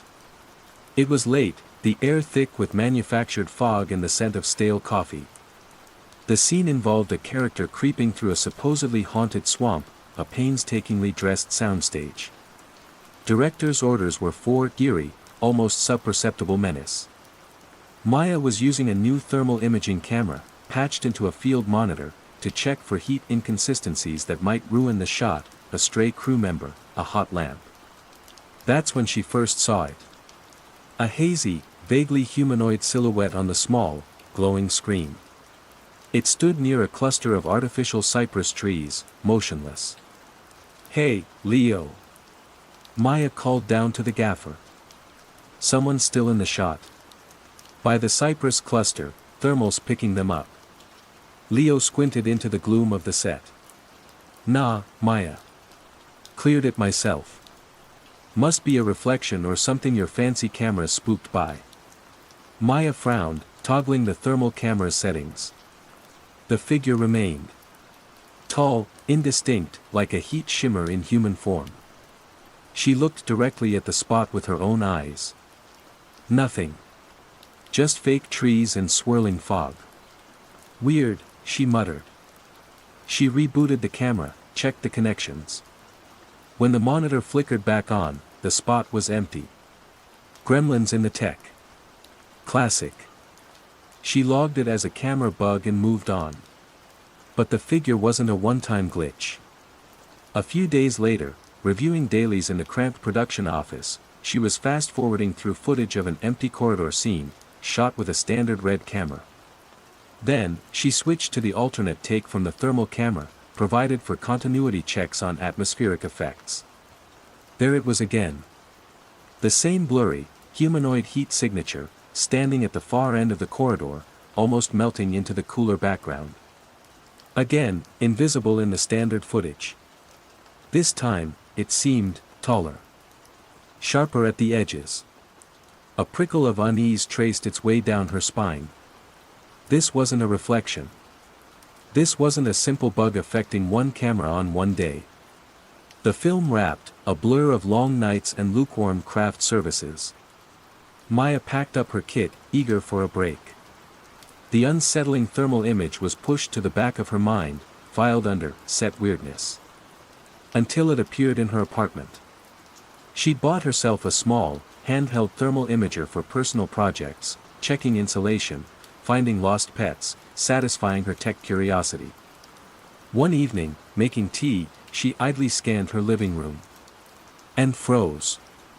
There, standing by her bookshelf, was the figure. The same indistinct, shimmering outline, radiating a faint, consistent heat against the cooler backdrop of her books.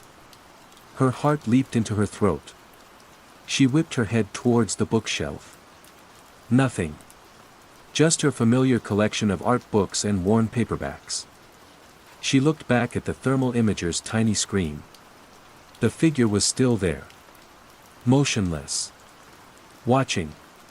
Panic, cold and visceral, flooded her. She almost dropped the imager. This wasn't the set. This was her home. Her sanctuary. She backed away slowly, never taking her eyes off the screen. The figure didn't move.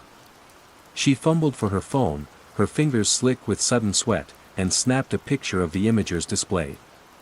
Then, with a surge of desperate courage, she lunged for the light switch, flooding the room with brightness. She looked at the bookshelf. Empty. She looked at the imager. The figure was gone. Vanished. As if the visible light had dispersed it. The photo on her phone was blurry but undeniable, her living room through the imager's lens, and the faint, man-shaped heat signature standing exactly where she'd seen it. Sleep was impossible that night. Every shadow seemed to ride, every creak of the old building sounded like a stealthy footstep. She kept the lights on, the handheld thermal imager clutched in her hand like a talisman, constantly scanning the darkness beyond her illuminated bubble. Nothing. The next day, exhaustion gnawed at her. She tried to rationalize. Was the imager faulty? She tested it on her cat, on a warm mug, on herself. It worked perfectly. Was she hallucinating? But the photo was real. The camera on set had seen it too. It appeared again 2 nights later. She was walking to her car in the near-empty grocery store parking lot. A sudden, inexplicable chill made her shiver despite the mild evening. On instinct, she raised the thermal imager. There it was. Standing between 2 parked cars, further away this time, but clearer. The outline was more defined, the head slightly tilted, as if curious. And it was definitely taller than she remembered from the film set. She didn't wait. She scrambled into her car, locked the doors, and sped away, her breath coming in ragged gasps. She didn't dare look in the rearview mirror, not even through the imager. The appearances became more frequent. Always invisible to the naked eye. Always present on the thermal display. In the shadowy corners of her apartment. Outside her bedroom window late at night, a faint warmth against the cool glass. Lurking in the periphery of empty streets as she walked home. And with each appearance, it was subtly different. Subtly, closer. Not physically closer in the sense of rapidly approaching, but closer in proximity in each successive sighting. As if it were an image slowly resolving, stepping forward frame by frame in a terrifying, invisible stop-motion animation that only her thermal imager could perceive. The first time on set, it had been a distant, hazy blur. By the bookshelf, it was nearer, more defined. In the parking lot, further away again, but somehow more substantial. Now, when she scanned her apartment, it would appear in the hallway just outside her living room, or near the foot of her bed if she dared to check in the dead of night. Each new sighting was a snapshot, a single frame in its silent, inexorable approach. Maya felt like she was losing her mind. She couldn't tell anyone. Who would believe her? I'm being stalked by an invisible heat ghost that only shows up on infrared cameras, and it's getting closer each time I see it. They'd commit her. She became obsessed with the thermal imager. It was her only window into this creeping horror, her only way to track its progress. She documented every sighting, taking photos of the imager's screen, noting the date, time, location, and its perceived distance and clarity. The data formed a terrifying trajectory. The figure itself remained enigmatic. No discernible features, just a humanoid shape glowing faintly in the infrared spectrum. It never moved while she observed it on the imager. It simply was, there, then gone when she looked away or turned on the lights, only to reappear later, in a new position, a step further along its invisible path towards her. One evening, she was working late in her small home office, a converted spare bedroom, trying to distract herself with schematics for a new lighting rig. The thermal imager lay on the desk beside her. An overwhelming sense of being watched made the hairs on her neck prickle. She picked up the imager, her hand trembling. She scanned the room. Nothing. She panned towards the closed door. Her breath hitched. It was there. On the other side of the door. Not just a faint blur, but a sharply defined silhouette, its heat signature bright and clear. It was as tall as the doorframe. And it was pressed right up against the wood, as if listening. Or waiting. This was the closest it had ever been. The next frame had arrived. A wave of pure, unadulterated terror washed over her. It knew where she was. It was just outside. She could hear her own heartbeat thundering in her ears. What would happen when it was no longer outside the door? What was the final frame in this horrifying sequence? She stared at the glowing image on the imager's screen.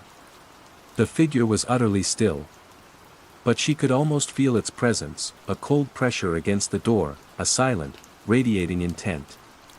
Then, on the imager's screen, the figure's hand, a five-fingered heat signature, slowly rose and flattened against the point where the doorknob would be. Maya screamed, a raw, ragged sound swallowed by the silence of her apartment. She scrambled backwards, knocking over her chair, her eyes fixed on the thermal image. The heat signature of the hand intensified, as if it were pressing harder. She didn't wait to see what happened next. She fled. Out the small window of the spare room, dropping heavily onto the fire escape, down the rusted steps, not stopping until she was blocks away, gasping for breath in the cold night air, the thermal imager still clutched in her shaking hand. She never went back to the apartment. She couldn't. She stayed with her sister, inventing a story about a burst pipe and emergency renovations. But she knew it wouldn't matter. The figure wasn't tied to a place. It was tied to her. A week later, huddled in her sister's guest room, she dared to turn on the thermal imager. Her hands were slick with sweat. She scanned the room. Empty. She panned towards the window. There it was. Outside. Across the street, under a flickering streetlight. But it wasn't just standing there this time. It was looking directly at her window. And on the imager's screen, for the first time, she could make out two distinct, brighter points of heat where its eyes should be. They glowed with a cold, intelligent light. It had found her. And it was closer than it had been at her apartment door. The frames were accelerating. Maya stared at the image, a horrifying realization dawning. This wasn't just an approach. It was a hunt.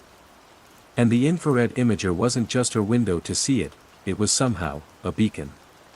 Each time she used it, each time she observed the entity, she was confirming her position, drawing it nearer, allowing it to solidify further in its terrifying advance. The tool she had trusted to reveal the threat was the very thing guiding it to her. And the next frame, she knew with a chilling certainty, would be closer still. Perhaps even in the same room. Visible, finally, even without the lens, Story 8 Clara Holloway, 45, believed in the quiet sanctity of the Dewey Decimal System. As the head librarian at Oakhaven Public Library, her days were a predictable rhythm of cataloging, reshelving, and the gentle shush of turning pages. The anonymous book drop was a daily source of minor mysteries, overdue tomes, books from other districts, the occasional forgotten shopping list used as a bookmark. But this one was different. It was a slim volume of poetry, echoes of a forgotten garden, no library markings, no return slip. Just left in the overnight slot. Curious, Clara opened it. Tucked between the pages were several torn slips of paper, like hastily ripped corners from a notepad. The handwriting was jagged, hurried. And eerily, unmistakably, her own. Slip 1, spilled coffee on the new acquisitions list. Mr. Henderson very understanding. Clara frowned. She hadn't spilled coffee. Mr. Henderson, the notoriously fussy head of acquisitions from the county office, wasn't due for a visit for another week. She prided herself on her careful handling of documents. Slip 2, the power flickered during story hour. Kids thought it was part of the dragon story. Close call with the server. Story hour was tomorrow. And the library's ancient wiring, while prone to sighs and groans, hadn't caused a flicker in months. Slip 3, argument with Sarah over the summer reading program theme. She wants space pirates, I want literary detectives. Stalemate. Sarah, her usually agreeable assistant, hadn't even broached the summer program yet. And Clara hadn't considered literary detectives as a theme. Clara's hand trembled slightly as she laid the slips on her desk. This was a prank. A very elaborate, unsettling prank. Someone was mimicking her handwriting, trying to spook her. But the handwriting, it was perfect. Down to the idiosyncratic way she looped her G's and the slightly impatient slant of her T's. She tried to dismiss it, tucking the book and its strange contents into her desk drawer. But a thread of unease had been pulled, and it kept snagging at her thoughts. The next morning, preparing the new acquisitions list, her elbow bumped her coffee mug. Hot, dark liquid cascaded across the pristine paper. Clara gasped, a cold dread washing over her. She looked up to see Mr. Henderson, who had apparently decided on an unannounced visit, standing in her office doorway. He cleared his throat. "Everything all right, Miss Holloway?" To her utter astonishment, after she stammered an apology, he'd merely waved a dismissive hand. "Accidents happen. Just print another." Mr. Henderson very understanding. The day unspooled with a terrifying, prescripted precision. During story hour, as she was dramatically narrating a tale about a fire-breathing dragon, the lights in the children's section flickered, plunging them into momentary darkness. The children shrieked with delight. The library server, however, had hiccuped, requiring a frantic reboot. Close call with the server. Later, Sarah approached her desk, a bright, determined look on her face. "Clara, I had a brainwave for the summer reading program. Space pirates." Clara stared at her, the words of the third note echoing in her mind. Before she could stop herself, she blurted out, "I was thinking more along the lines of literary detectives, Sarah." Sarah's smile faltered. "Oh. Well, space pirates is much more engaging for the younger ones." The argument, exactly as foretold, ensued. Stalemate. The book in her drawer felt like a ticking bomb. This wasn't a prank. This was impossible. The slips of paper weren't just notes, they were prophecies in her own hand, detailing a future she was helplessly walking into. Fear, a suffocating blanket, settled over her. She locked her office door, her hands shaking so violently she could barely fit the key in the lock. She pulled out the book, Echoes of a Forgotten Garden. Who had returned it? Why her handwriting? She leafed through the remaining pages, her heart pounding. More slips. Each one described a mundane, yet specific, event from her immediate future. A phone call from her sister about a minor family drama. A misplaced set of keys. The discovery of a rare first edition mistakenly shelved in the young adult section. And then, the last one.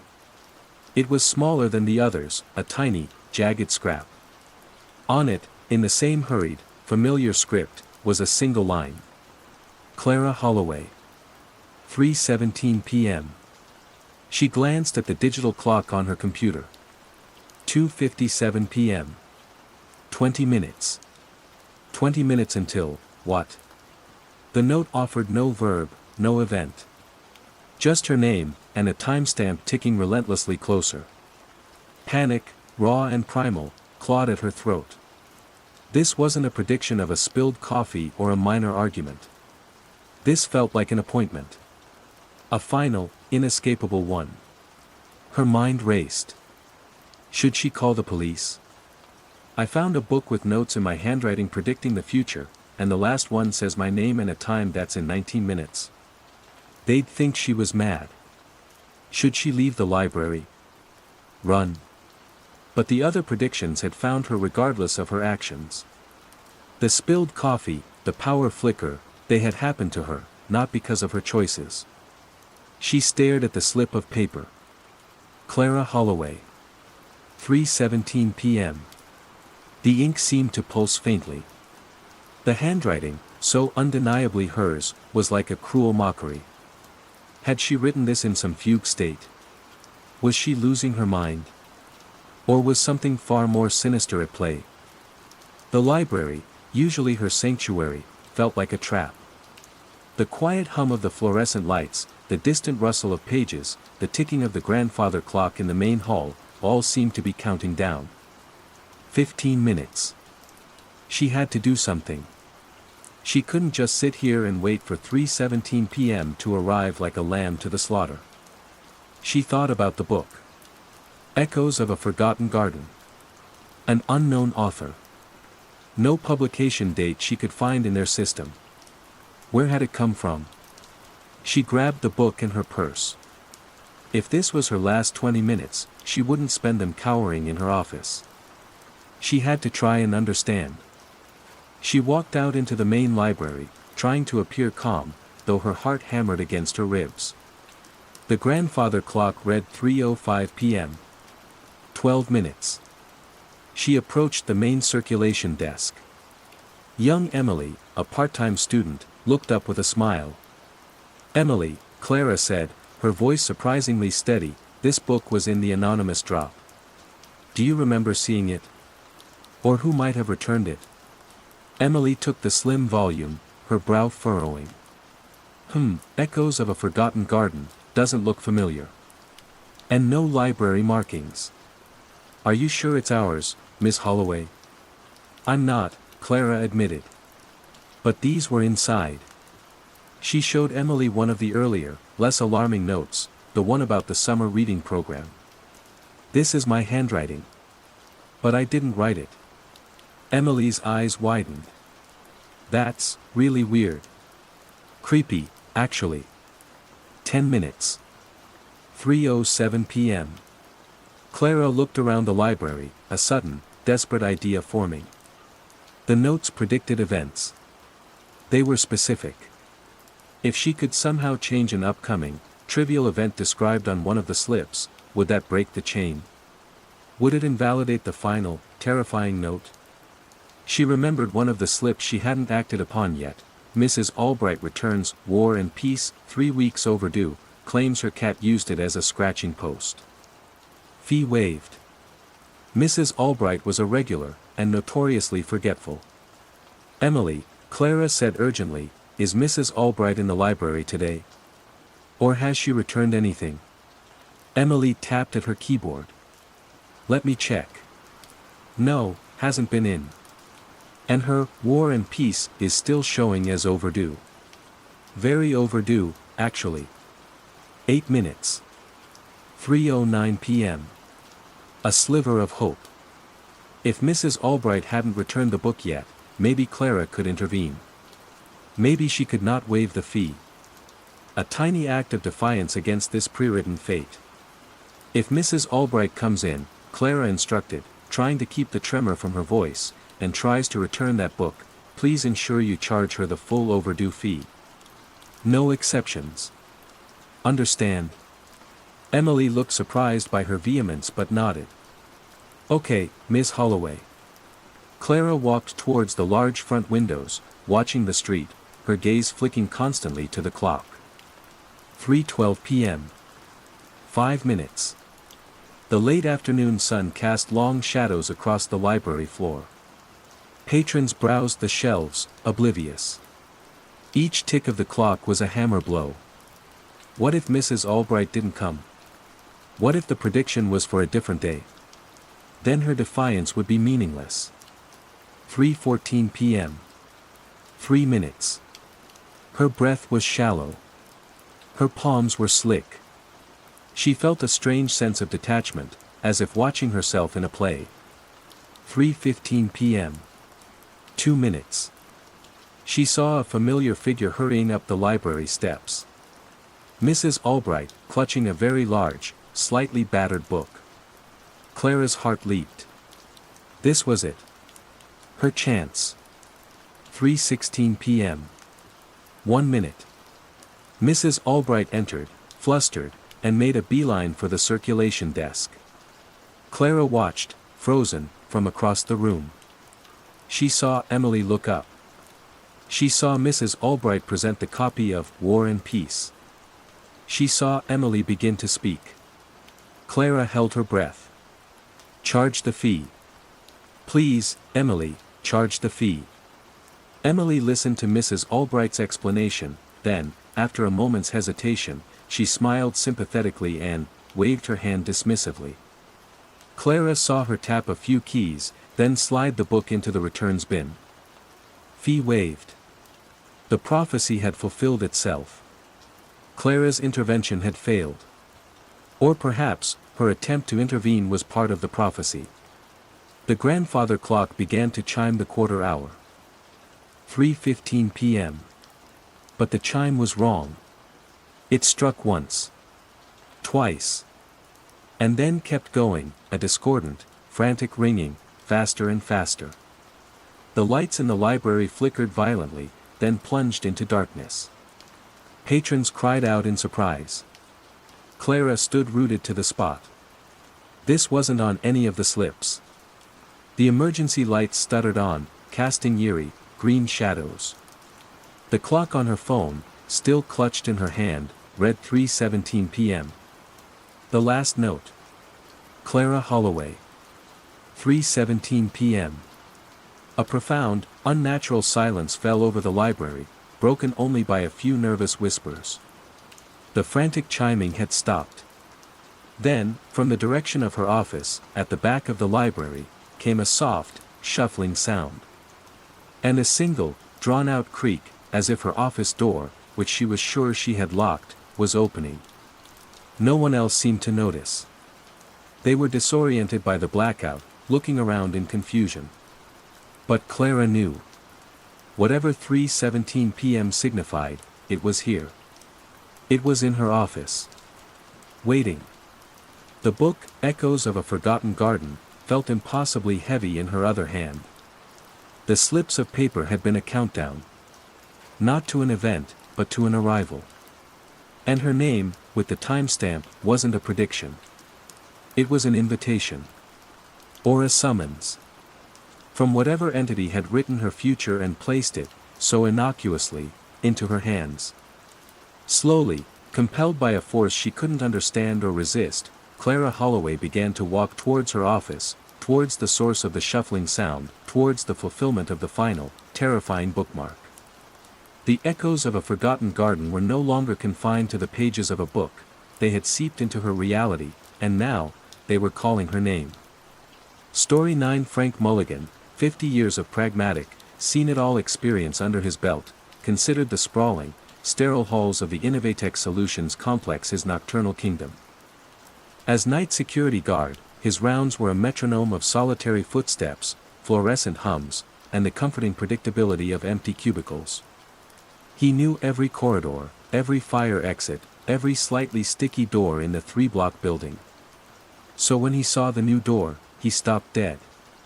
It was on the 3rd floor, West Wing, a notoriously quiet section housing the dormant R&D labs. A plain, gray, featureless door, indistinguishable from 1,000 others in the building, except for one glaring fact: it hadn't been there last night. Or any night in the 5 years Frank had patrolled these halls. It was situated midway down a blank stretch of wall where previously there had only been, well, wall. Frank frowned, his hand instinctively going to the heavy mag light on his belt. Had there been unannounced maintenance? A new office partition he hadn't been briefed on? Unlikely. Henderson, the daytime facilities manager, was meticulous about informing night staff of any changes. He pushed the door. It opened smoothly, silently, revealing a small, square room. Empty. Windowless. The walls were the same drab institutional gray as the corridor. The air inside was still, cool, and smelled faintly of new paint, though there were no signs of recent work. No light fixture, no power outlets. Just a box. Frank muttered. He shone his mag light around. Nothing. He stepped back out, pulled the door shut. It clicked with a sense of finality. He made a mental note to ask Henderson about it in the morning. Probably some forgotten storage space being repurposed. Still, it was odd. The next night, the door was gone from the West Wing. Frank did a double take. The blank stretch of wall was back, seamless and undisturbed. He ran his hand over it. Smooth. No outline, no fresh paint. He even tapped it, half expecting a hollow sound. Solid. All right, Frank, you're losing it, he chuckled to himself, a little uneasily. Maybe he'd been more tired than he thought. Mistaken the floor, the wing. But then, an hour later, during his rounds on the second floor, east wing, he saw it. The same plain, gray door. In another previously blank stretch of wall. His blood ran a little cold. This wasn't tiredness. This wasn't a mistake. He approached it cautiously. Pushed it open. The same empty, windowless room. Same faint smell of new paint. He stepped inside, shining his light around, a knot of unease tightening in his gut. It felt wrong. Colder than the corridor, the silence within it somehow deeper, more absolute. He backed out, pulling the door shut. This time, before continuing his rounds, he took out a small roll of yellow caution tape from his utility belt and stretched a piece across the door and frame, securing it firmly. If this thing was moving, he wanted proof. The following night, the caution tape lay in a neat, undisturbed coil on the floor of the second floor east wing corridor, exactly where he'd left it. The wall was blank. The door, and the room behind it, had vanished. Frank felt a shiver that had nothing to do with the building's overzealous air conditioning. This wasn't just odd, it was impossible. He found it again an hour later, this time on the ground floor, north wing, near the rarely used loading bay. The same gray door. He hesitated. Part of him, the sensible, pragmatic part that had seen him through 50 years, screamed at him to ignore it, to report a recurring hallucination, to request a transfer to a less active building. But another part, a stubborn, curious streak he usually kept well hidden, was hooked. This was a puzzle, an anomaly in his meticulously ordered kingdom. And Frank, despite himself, wanted to understand it. He pushed the door open. The empty room waited, silent and still. This time, a strange compulsion came over him. He needed to see if it changed, if the room itself was consistent even as its entrance roamed the building. He stepped inside. The air was just as cool, the silence just as profound. He ran his hand along one of the walls. Smooth, featureless. He turned to look back at the open doorway, at the familiar, fluorescent-lit corridor of the north wing stretching away. He took a few more steps into the center of the small room. Turning in a slow circle, shining his mag light into the corners. Still nothing. Just 4 gray walls, a floor, a ceiling. Utterly unremarkable, yet utterly wrong. He decided he'd lingered long enough. He turned back towards the doorway. And his heart stopped. The doorway was gone. Where moments before there had been an open portal to the north wing corridor, there was now only a solid, seamless gray wall, identical to the other 3. Frank stared, his mind struggling to process what his eyes were seeing. He rushed to the spot, palms slapping against the cool, unyielding surface. He pushed, hammered. Solid. No outline of a door, no handle, no hinges. Nothing. Panic, cold and sharp, clawed at his throat. He was trapped. Trapped in a windowless, featureless gray box that had materialized out of nowhere and had now sealed him in. "Okay, Frank, don't panic," he breathed, the words sounding hollow in the dead silence of the room. He fumbled for his radio. "Dispatch, this is Mulligan, Unit 3. Respond." Static. He tried again, his voice tighter. "Dispatch, Frank Mulligan, Innovatech. I have a situation. I'm trapped." Only the hiss of dead air answered him. His radio was useless. No signal. Of course. How could there be a signal in a room that, by all rights, shouldn't exist? He took a deep breath, fighting down the rising terror. He was a security guard. He was trained for emergencies. But no training manual covered this. He systematically began to examine the walls again, inch by inch, running his hands over them, tapping, listening. Nothing. Just endless, smooth, gray uniformity. The room was small, perhaps 10 feet by 10 feet. He paced its confines, the beam of his mag light bobbing frantically. Time lost all meaning. How long had he been in here? Minutes? An hour? The unchanging gray, the absolute silence, the lack of any external reference point, were profoundly disorienting. He slumped against one of the walls, despair beginning to set in. He was going to die in this impossible gray box. No one would ever find him. He was in a place that wasn't on any blueprint, a room that wandered the building like a phantom. Then, he noticed something. A subtle change in the quality of the silence. A faint, almost subaudible hum, seeming to emanate from the walls themselves. He pressed his ear to the cool surface. The hum was stronger, a low, resonant frequency that vibrated deep in his bones. And the air, it felt different. Thinner, somehow. The faint smell of paint was gone, replaced by a sterile, almost metallic scent. He stood up, shining his mag light around again. Had the room changed? It looked the same. But it felt different. The oppressive stillness was still there, but now it was charged with a strange, expectant energy. He focused on the wall where the door had been. He stared at it, willing it to reappear, to offer him an escape. And as he stared, he thought he saw a shimmer. A faint distortion in the gray, like heat haze rising from asphalt. It was almost imperceptible, but it was there. The hum intensified, and the patch of wall began to glow, very faintly, from within. The light was a pale, sickly green, and it pulsed in time with the hum. Frank watched, transfixed, a mixture of terror and desperate hope churning within him. Slowly, an outline began to form within the glowing patch, the distinct, rectangular shape of a door. But it wasn't the plain gray door he'd entered. This one was different. It looked older. Made of dark, heavy wood, with a tarnished brass handle.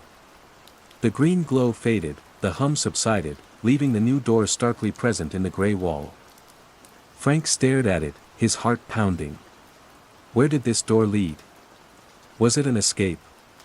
Or was it something worse? He had no choice. He couldn't stay in the gray box. He reached for the tarnished brass handle. It was cold, almost painfully so. He took a deep breath and pulled. The door swung inward with a low groan, revealing not the familiar corridors of Innovatech, but a scene that stole the breath from his lungs. It was a forest.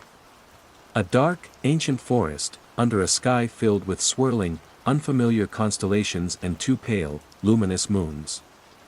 Twisted, black-barked trees clawed at the alien sky, their leaves rustling with a sound like dry whispers. The air that wafted in was cold and smelled of damp earth and something else, something wild and unnervingly predatory. Frank recoiled, stumbling back. This wasn't an escape. This was, somewhere else entirely. A different world, a different reality, accessible through a phantom room that had appeared in his mundane office building. He looked back at the gray, featureless walls of the room he was in. This small, impossible space wasn't just a room, it was a conduit. A way station between realities. The extra door hadn't just moved through the building, it moved through everything. The whispers from the forest grew louder, more insistent. He could see shadows moving between the trees, shapes that were not quite animal, not quite human. He had lingered too long. He had investigated too closely. The hallway outside hadn't just vanished, it had been replaced. The door no longer led back to the familiar. It now led out. Out into the unknown, the terrifying, the utterly alien. Frank Mulligan, the pragmatic night guard, stood on the threshold of an impossible choice, the gray room behind him, the whispering, alien forest before him.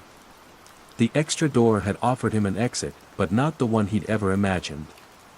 Story 10. Leo Maxwell, 31, lived his life between the waveforms. As a freelance audio editor, his world was one of subtle frequencies, noise gates, and the meticulous sculpting of sound. He could excise a rogue cough from a symphony, smooth a presenter's stutter into seamless eloquence. He prided himself on his sharp ears and his ability to hear what others missed. He was cleaning up an episode of Mythical Musings, a popular history podcast known for its dense narratives and occasionally less than stellar field recordings. The host, Dr. Alastair Finch, had a habit of rustling papers near the microphone. Leo was deep in the digital trenches, isolating Finch's plummy tones from the ambient noise of a university library interview. That's when he first heard them. Faint, almost subliminal whispers, buried deep beneath Finch's lecture on medieval cartography. Not paper rustles, not the hum of the library's HVAC. These were voices. Plural. Speaking words. He paused the playback, rewound. Listened again, headphones clamped tight. There they were. Barely audible, like a radio tuned to a distant, fading station. He frowned. Contamination from another track. Crosstalk from a nearby recording. Unlikely, given the setup Finch used. Curiosity piqued, Leo began to isolate the frequency band where the whispers resided.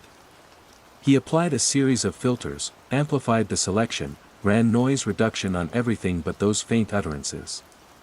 The result sent a chill down his spine. The voices were clearer now, though still ethereal, layered. And they were speaking his name. Leo. SSSH. Leo, listening. A dry, sibilant chorus. It wasn't Finch, or his interviewee. These voices were alien, cold. He ripped off his headphones, his heart hammering. His gaze darted around his small, soundproofed home studio. Empty. Just his monitors, his mixing desk, the acoustic foam on the walls. He must be overtired. Auditory pareidolia, the brain imposing patterns on random noise. He'd read about it. He saved the project, pushed back from his desk. A strong coffee, maybe a walk. He needed to clear his head. But the voices lingered, an unsettling echo in his mind. The next day, working on a different project, an audiobook narration, he heard them again. Fainter this time, almost lost in the narrator's sonorous baritone, but undeniably there. And again, when enhanced, they whispered his name. He hears. Leo knows. This wasn't pareidolia. This was consistent. Specific. The same strange, layered voices, across different recordings, from different sources. The only common denominator was him, his equipment, his studio. A new, horrifying thought began to take root. Were the voices not in the recordings, but somehow being generated by his process of listening? Or worse, were they always there, in the silent spaces, and his equipment was merely making them audible to him? He started experimenting, his initial professional curiosity now tinged with a growing dread. He'd record silence in his studio, then amplify it to extreme levels. The whispers would emerge, faint but present, like sonic dust motes dancing in an invisible beam. They always seemed to be just at the edge of intelligibility, until he focused, enhanced, and then his name, or some reference to him, would crystallize from the noise. Sleep became a battleground. He'd lie in the dark, straining to hear them without his equipment, wondering if they were always there, a constant, unheard susurrus in the fabric of reality. Sometimes, just as he was drifting off, he thought he could catch a fleeting, sibilant syllable in the quiet hum of his apartment. Then, the content of the whispers began to change. It started subtly. He was working on a commercial voiceover, meticulously removing lip smacks. The amplified whispers in the background noise murmured. Coffee, he wants coffee. Leo, black, no sugar. Leo froze. He had been about to get up and make a coffee. Black, no sugar. Exactly as he always took it. Coincidence, he told himself, his mouth suddenly dry. A lucky guess. But it happened again. He was editing a particularly dense interview, feeling a tension headache building. Headache, temples, needs to stretch. Leo, tight shoulders. He instinctively reached up to rub his temples. His shoulders were aching. The voices weren't just saying his name anymore. They were describing his immediate actions, his fleeting thoughts, his physical sensations. It was as if they had a live feed into his brain, a running commentary on the minutiae of his existence. The feeling of being observed, of having his innermost, unvoiced intentions laid bare, was profoundly violating. His studio, once his sanctuary, now felt like an interrogation room where he was the unwitting subject. He tried to fight it. He'd deliberately think of doing one thing, then do another, trying to catch them out. If he thought of making tea, he'd get water instead. The whispers would adjust. Tricking, no tea, water now, clever Leo, but we see. Their tone was never overtly malicious, more clinical. Detached. Like researchers observing a specimen. But the implication of their omniscience was terrifying. The true horror, however, was yet to come. He was editing a podcast that involved a live Q&A session. He was focused on a particularly tricky section where an audience member's microphone had cut out. He was about to reach for his mouse to adjust a gain level. The whispers, clearer now, more confident, murmured from the amplified silence between words. Reaching for the mouse, left hand, index finger, now. And then, a fraction of a second before his finger made contact with the mouse, the whispers said. Click. He snatched his hand back as if the mouse were red hot. His blood ran cold. They hadn't just described what he was doing. They had described it before he did it. The temporal order was fracturing. This new development unraveled him. If they knew what he was about to do, did he even have free will? Was he a puppet, his strings pulled by these unseen, whispering entities? Or were they merely reading a script of his life, a script he was unknowingly following? He became paranoid, hesitant in his own actions. Before reaching for anything, before typing a word, before even forming a thought, he'd pause, listening for their preemptive narration. The simple act of living became a minefield of anticipated movements. His work suffered. How could he edit audio when the silence between words was filled with a running commentary on his impending actions, sometimes a split second ahead of his own consciousness? He tried to record them directly, speaking into a microphone. Who are you? What do you want? The amplified silence that followed his questions yielded only their usual detached observations. Asking questions. Leo wants answers, frustration building. And then, chillingly. He will not get them from us, not yet. One evening, he was pacing his small apartment, the studio door firmly shut, trying to escape their reach. He decided, on a whim, to go out, to get some air, to feel the anonymous bustle of the city. He reached for his keys on the hook by the door. From the other side of the studio door, amplified by some acoustic quirk, or perhaps by their own volition, he heard the whispers, sharp and distinct. Keys, jacket, front door, he thinks he can leave us, he is wrong, the blue car, corner of Elm Street. 6:17 p.m. He froze, his hand hovering over his keys. The blue car. Corner of Elm Street. 6:17 p.m. He glanced at the clock. 6:12 p.m. This wasn't a description of his current actions. This was a specific, future event. A warning? A threat? Or just another data point in their omniscient narration? He didn't go out. He couldn't. The specificity of it, the timestamp, paralyzed him. He imagined the blue car, waiting. He imagined 6:17 p.m. arriving. What would happen? An accident? An encounter? The whispers were no longer just observers. They were shaping his reality by revealing its trajectory, forcing his hand, or staying it. He was trapped not by walls, but by foreknowledge, their foreknowledge. He sat in his silent apartment, the studio door a barrier that no longer felt secure. The voices were inside his head now, or perhaps they always had been, and the audio equipment had merely been the key that unlocked their cage. They knew his name. They knew his actions. They knew his future, sometimes moments before he lived it.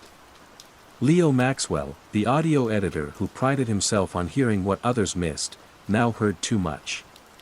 He heard the script of his life being whispered to him by unseen narrators, and he had the terrifying suspicion that he was approaching a line he wasn't meant to hear, a denouement he couldn't edit out. And the whispers, he knew, would describe it all. Story 11. Mark Olson, 39, was a creature of habit and beige filing cabinets. As a senior records clerk for Omnicorp, his days were a meticulously ordered landscape of spreadsheets, databases, and the faint, pervasive scent of recycled paper. The ongoing, almost stealthy renovations on the 14th floor were a minor disruption to his routine, a low hum of distant drilling and the occasional detour around plastic-sheeted corridors. He found the room by accident. Searching for a mislaid batch of quarterly reports, he'd taken a wrong turn down a rarely used service corridor, one that was usually a dead end. Today, however, midway down its length, was a door. Plain, unadorned, the same ubiquitous gray as every other door in the building, but conspicuously lacking a room number or a nameplate. Curiosity, a rare indulgence for Mark, got the better of him. He pushed it open. The room was small, undeniably an office, with a standard-issue desk, a swivel chair, and a filing cabinet. But it was utterly bare. No computer, no pens, no personal effects. Dust motes danced in the single shaft of light from the corridor. It felt unused. Forgotten. He stepped inside, a strange stillness settling over him. He ran a finger over the dusty desk. Why was this office here, unlisted, unallocated? He spent a minute or two looking around, then, finding nothing of interest, and certainly no quarterly reports, he left, pulling the door shut. Back at his own desk, the image of the empty office lingered. He made a mental note to ask Janice from facilities about it. Then he frowned. Ask Janice about what? The thought dissolved like sugar in water. He remembered being in a corridor, searching for something, but the specific image of the room, its bareness, its location, had vanished. He shook his head. Stress. These renovations were more disruptive than he'd thought. The next day, again searching for a misplaced file, a recurring theme in his life, he found himself in the same service corridor. And there was the door. Unmarked. This time, a flicker of unease accompanied his curiosity. He was sure he'd meant to ask someone about this door. Hadn't he? He pushed it open. The same bare office. Desk, chair, cabinet. Empty. He stepped inside. The air was still, the silence profound. He stood there for a few minutes, a vague sense of déjà vu prickling at him. Why did this place feel familiar yet unremembered? He left. A nagging feeling that he was forgetting something important trailing after him. Later that afternoon, he was looking for his favorite blue pen. He knew he'd had it that morning. He distinctly remembered clipping it to his shirt pocket. Now, it was gone. He searched his desk, his pockets, the surrounding floor. Nothing. It was infuriating. It was as if it had simply ceased to exist. A week passed. The quiet renovations continued. Mark kept misplacing things. His travel mug. A crucial memo. Even his office keys for a frantic 10 minutes. It was unlike him. He was organized, methodical. Now, his mind felt porous. Then, he found the room again. This time, he'd been specifically looking for that service corridor, a half-formed suspicion coalescing in his mind. The unmarked door. He hesitated. There was something about this room. He had an idea. A simple experiment. He took out his standard Omnicorp notepad and a pen, not his favorite blue one, which was still MIA. On the top sheet, he wrote, "Entered unmarked room, 14th floor service corridor, 11:03 a.m. Desk, chair, filing cabinet. All empty."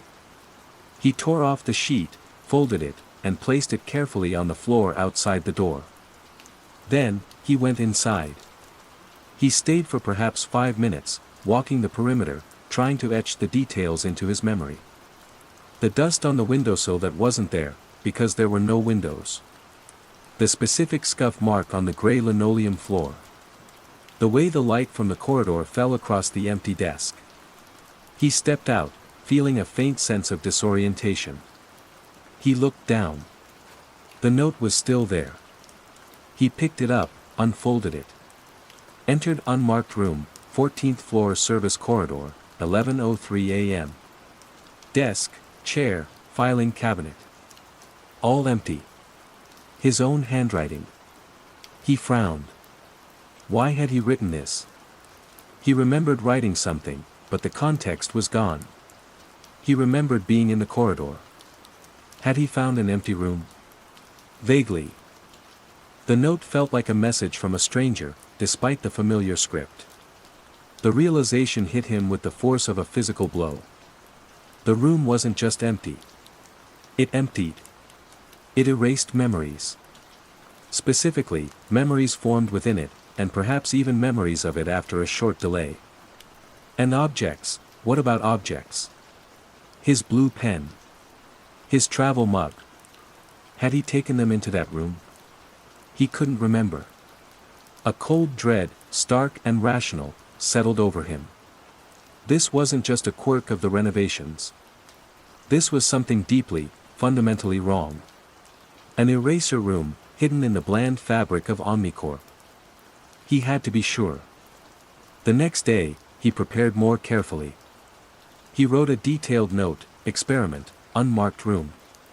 Contents, 1, red stapler, placed on desk. 1, yellow sticky note with a smiley face, placed on filing cabinet. Purpose, observe if objects vanish from memory/reality after exposure to room. Time of entry, 9:15 a.m.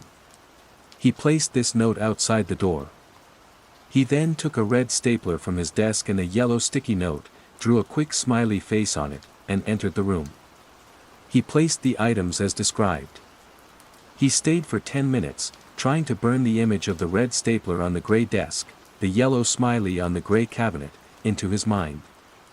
He stepped out. Picked up the note. Read it. Red stapler. Smiley face. He had no memory of bringing those items in, no memory of placing them. He looked back into the room. The desk was bare. The filing cabinet was bare. The objects were gone. Not just from his memory, but from reality within the room.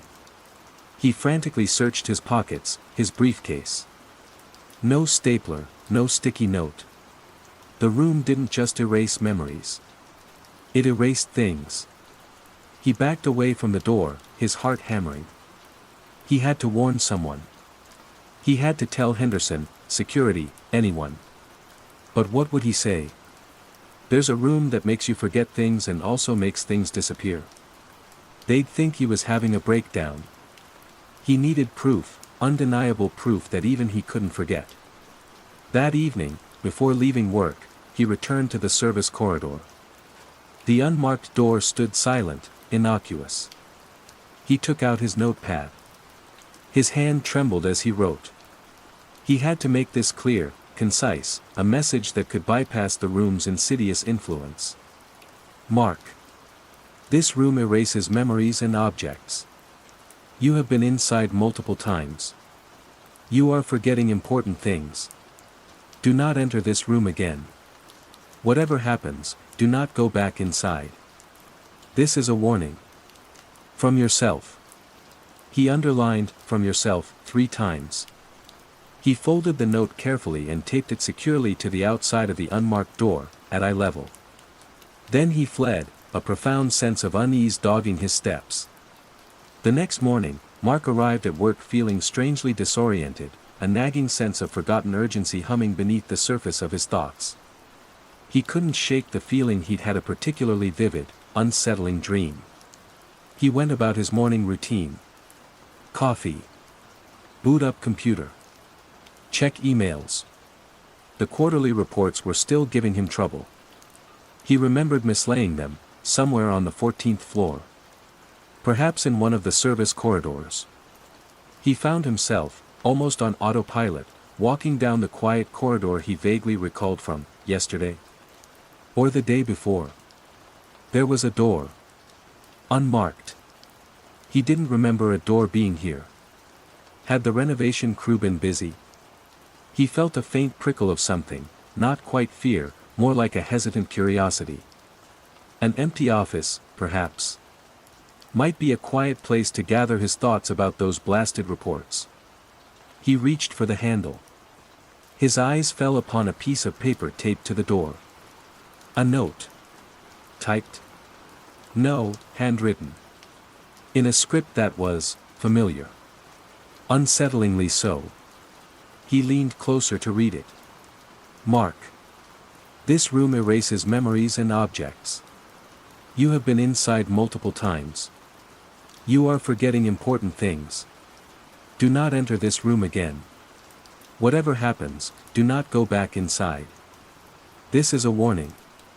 From yourself. Mark stared at the note, his blood turning to ice. His handwriting. Unmistakably. But he had absolutely no memory of writing this. No memory of taping it to this door. No memory of ever being inside this room, let alone multiple times. Forgetting important things. What things? The note was a stark, terrifying message from a version of himself he didn't know, a self that had apparently experienced something so profoundly disturbing it had issued this desperate, underlined plea. A wave of dizziness washed over him. If he'd written this, then everything it said must be true. This room, it was dangerous. And he'd been drawn to it, again and again, like a moth to a flame, each visit wiping the slate clean, resetting his caution, leaving only a vague, unremembered dread. He looked at the plain, gray, unmarked door. It seemed to pulse with a silent, hungry emptiness. The urge to open it, to see what lay beyond, to understand the source of this chilling warning from his other self, was almost overwhelming. But the note, in his own terrified hand, was a bulwark against that irrational pull. Do not go back inside. Mark Olson, the man of habit and beige filing cabinets, backed away slowly from the door, the forgotten memories of the eraser room swirling just beyond his conscious grasp, leaving only the cold, hard certainty of his own handwritten warning. He didn't know what was in that room, not anymore. But a part of him, a part that had seen and forgotten, knew enough to be terrified. And that, he realized with a dawning horror, would have to be enough. Story 12. Sarah Chen, 32, thrived in the organized pixelscape of her virtual classroom. Teaching ESL to students scattered across time zones from her quiet home office was a challenge she enjoyed. Her setup was streamlined, high-speed internet, a professional microphone, a ring light that banished shadows. She prided herself on clear, concise instruction. It happened during a lesson on idiomatic expressions with her advanced class. She'd paused, waiting for a student, Kenji from Tokyo, to formulate an answer. Ms. Chen. Kenji's voice, tinny through her headset. Your microphone, it's on. Sarah frowned. I know, Kenji. I'm waiting for your answer. No, another student, Maria from Madrid, chimed in. You were speaking. Just now. Sarah blinked. Speaking. I haven't said anything for the last minute. A chorus of agreement from her other students. Apparently, she'd been quietly explaining the etymology of raining cats and dogs, a topic they'd covered last week. That's odd, Sarah said, a flicker of unease touching her. Must be a lag, or an echo from a previous recording. Sorry about that. She dismissed it as a technical hiccup, the bane of online teaching. But when she reviewed the class recording later that evening, a knot of ice formed in her stomach. There was the pause, her own face on screen, listening patiently. Then, her lips unmoving, her expression serene, her voice, undeniably her voice, began to speak. Calmly, clearly, it recited the etymological details of the idiom, facts she knew, facts she had taught, but not then. Not in that moment. Her on-screen self remained perfectly still, a silent puppet while her disembodied voice lectured. She played it back 3 times. It was seamless. If she hadn't known she hadn't spoken, she would have believed it was a normal part of the lesson. Chalking it up to a bizarre one-off glitch, a corrupted recording, she tried to put it out of her mind. The next day, it happened again. This time, during a grammar review, as she was mentally formulating her next point, her phantom voice began to explain the nuances of the subjunctive mood. Several students commented, confused but polite. "It's like you have a very well-prepared teaching assistant, Ms. Chen," one of them joked. Sarah forced a laugh, but the ice in her stomach was spreading. Each day, the phantom voice grew more confident, its appearances more frequent. It would interject with relevant, accurate information, often just as Sarah was about to speak, or sometimes filling silences she'd intended. It was always her voice, her calm, professional teaching tone. But it wasn't her. Her on-screen self remained a still image during these episodes, her lips motionless. It was profoundly unsettling, like watching a ventriloquist act where she was both the dummy and, unwillingly, the voice. She checked her microphone settings, her software, her computer's system logs. Nothing amiss. She ran diagnostics. Everything normal. She even bought a new microphone, thinking the old one might be picking up stray signals or creating some bizarre feedback loop. The phantom voice persisted, clear and calm through the new equipment. She started dreading her classes. The constant anticipation of when the other her would speak was exhausting. Her students, initially amused or confused, were now mostly just accepting of it, as if Ms. Chen simply had a quirky habit of occasionally lecturing with her mouth closed. But for Sarah, it was a terrifying erosion of her own agency, her own voice.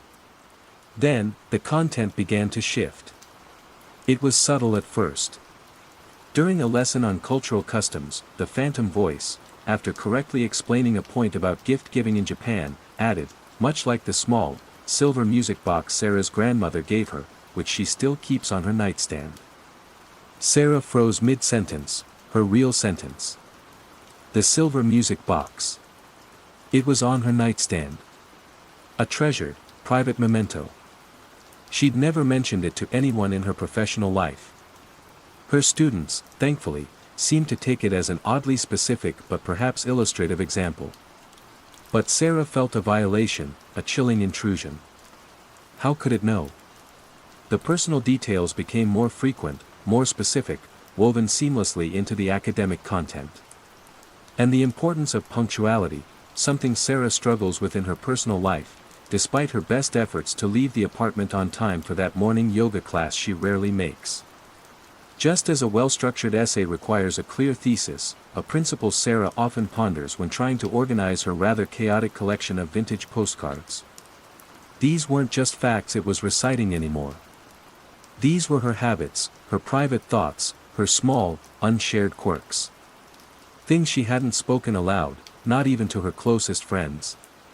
The phantom voice was narrating the hidden corners of her life, exposing them to her students, to the permanent record of the class recordings. Her calm, professional phantom voice now sounded, knowing. Almost smug. She considered confiding in someone, her sister, a friend. But how could she explain it? My voice is teaching my classes without me, and now it's gossiping about my postcard collection. She sounded unhinged even to herself. The recordings became her obsession. She'd listen back to each lesson with a mixture of dread and horrified fascination, cataloging the phantom voice's pronouncements, trying to find a pattern, a source. It was always accurate. Disturbingly, intimately accurate. One afternoon, she was preparing for a lesson on descriptive writing. She was feeling particularly anxious, a knot of tension in her shoulders. She decided to make a cup of chamomile tea to calm her nerves before class. As she reached for the tea caddy, she heard it, not from her computer speakers, but faintly, as if from the room itself, like an echo before the event. Chamomile, she thinks it will help the anxiety, the one her mother always recommended for her childhood stage fright. Sarah dropped the caddy, tea bags scattering across the kitchen floor. The voice hadn't come from a recording. It had preceded her action, her thought. It was no longer confined to the virtual classroom. It was bleeding into her reality, narrating her life in real time, privy to memories she hadn't consciously summoned. The boundary between her and the other her was dissolving. The next day, during her lesson, she was about to ask a student a question. Before she could utter a syllable, the phantom voice spoke, clear and authoritative. "Kenji, perhaps you could explain the concept of false friends in language learning? And Sarah, dear, you really should call your brother back. He's worried you're avoiding him after your little disagreement about the family reunion." Kenji, startled, began to answer. But Sarah could only stare at her silent, on-screen image, a cold terror gripping her. The disagreement with her brother had been a brief, private text exchange 2 days ago. She hadn't even told her sister about it. The phantom voice wasn't just sharing personal details anymore. It was giving her instructions. It was referencing private communications. It was actively participating in her life, beyond the confines of the lesson plan. She ended the class abruptly, feigning a sudden internet outage. She sat in her silent office, trembling. The phantom voice, her voice, had become an omniscient, intrusive entity. It knew her past, her present, her private thoughts, even her digital conversations.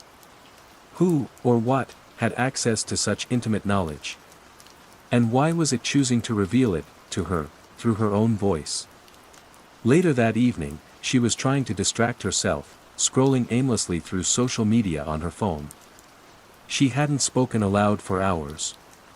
The silence in her apartment was heavy, expectant. Then, from the vicinity of her dormant computer speakers, soft but distinct, came the phantom voice. "She's looking at photos of Mark from college again. Such a shame they drifted apart. He always did make her laugh. Perhaps she should reach out. He's in town next month, after all. Staying at the Old Mill Hotel. Room 307. Sarah's phone clattered to the floor. Mark. Her college boyfriend. They hadn't spoken in years. How could it know she'd idly searched his name last week? How could it know his travel plans? Room 307. This wasn't just narration anymore. This was something else. Something that saw everything, knew everything, and was now subtly, terrifyingly, trying to direct her life, using the most intimate details as its leverage. The voice was no longer just an echo or a glitch. It was a presence. An intelligent, all-knowing presence, wearing her voice like a perfectly tailored suit. And it was starting to have opinions. And suggestions. And Sarah had the horrifying feeling that it was only just beginning to assert its will. Story 13. Elias Thorne, 54, was a man of meticulous movements and the patient ticking of time. His small, sun-dappled shop, Thorne and Time, was a sanctuary of gleaming brass, tiny cogs, and the intricate choreography of escapements. He could coax life back into a Napoleonic carriage clock or regulate a modern tourbillon with equal reverence. His own internal clock was just as precise, his days ordered by the familiar chime of the grandfather clock in the corner. The blackout started subtly. A momentary lapse. He'd be hunched over his workbench, a loupe pressed to his eye, carefully aligning a palette jewel. Then, a blink, a flicker of nothingness, and he'd be looking at a slightly different angle of the movement, his tweezers holding a different component. A few seconds lost, he'd assumed. A touch of fatigue, the strain of close work. But then he noticed the clocks. After one of these blinks, he glanced up at the regulator clock on the wall. It had jumped forward by nearly 5 minutes. His own wristwatch, a vintage Omega he kept perfectly tuned, confirmed it. He frowned. Odd. Had he just been that absorbed in his work? The discrepancies grew. A blackout that felt like a mere eye blink would be followed by the realization that 10, 15, sometimes even 30 minutes had vanished from the shop's many ticking faces. His workbench would show progress he didn't recall making, a mainspring flawlessly installed, a complex gear train reassembled. Work done, apparently, by him, but with no conscious memory of the effort. Elias, a man of logic and mechanical certainty, was deeply unsettled. He wasn't tired, not unusually so. He didn't drink during the day. These weren't naps. They were clean excisions of time, leaving behind a phantom productivity. He decided to observe himself, the way he'd observe a problematic chronometer. He set up his old smartphone on a small tripod, angled to capture his workbench and himself. He started recording, narrating the time and his current task. 10:17 a.m., he'd said, his voice steady. Beginning disassembly of the Harrison Marine chronometer reproduction. Escape will lubrication seems to be the issue. He bent to his work. The next thing he knew, he was blinking, a faint sense of disorientation washing over him. He looked at the regulator clock. 10:48 a.m. 31 minutes. Gone. The Harrison chronometer's escape wheel was not only lubricated but perfectly reseated, the assembly almost complete. Work that should have taken him at least another hour. With a tremor of apprehension, he stopped the recording on his phone and played it back. The video showed him working. At 10:17 a.m., he bent over the chronometer. Then, around the 10:19 mark, his movements subtly changed.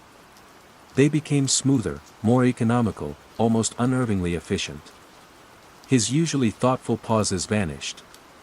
He worked with a silent, focused intensity, his hands moving with a speed and precision that was, frankly, beyond his normal capability. There was no sign of fatigue, no hesitation. Just relentless, expert work. For 31 minutes of playback, this other Elias toiled. He didn't look up. He didn't pause. He didn't even seem to breathe as deeply. Then, at the timestamp corresponding to 10:48 a.m., the on-screen Elias blinked, seemed to relax slightly, and his movements reverted to their usual, more deliberate pace. That was when his conscious self had returned. Elias watched, his blood running cold. It wasn't just lost time. It was occupied time. Someone, something, was piloting his body during these intervals, performing his work with an almost inhuman proficiency. He repeated the experiment several times over the next few days. The results were consistent. The blackouts would occur, time would jump, and the recordings would show this silent, hyper-efficient automaton in his skin, meticulously repairing timepieces. He never spoke during these episodes. His face, when visible, was blank, devoid of its usual thoughtful concentration, almost mask-like. The intervals, as he began to call them, became more frequent, the lost time more significant. Sometimes hours would vanish, leaving entire complex restorations completed, tasks he hadn't even planned to start. His shop had never been more productive. His customers were delighted with the swift turnarounds. Elias, however, lived in a state of quiet, mounting dread. He was becoming a passenger in his own life, his conscious existence punctuated by these periods of unnerving, unremembered competence. He considered seeing a doctor. But what would he say? "I'm experiencing periods of highly productive amnesia where I fix clocks better than I normally can." It sounded like a symptom of madness, or at best, extreme stress. He clung to the recordings as his only link to these lost periods, his only proof that he wasn't simply going insane. He'd watch them with a mixture of awe and terror. The skill displayed by his other self was undeniable, almost breathtaking. But the lack of effect, the silent, relentless efficiency, was deeply unsettling. It wasn't him. One afternoon, he was working on a particularly delicate repeater watch. The mechanism was tiny, intricate. He felt the familiar premonition, the slight fuzziness at the edge of his perception that heralded an interval. He quickly checked his phone, it was recording. He bent over the watch. Blink. He was back.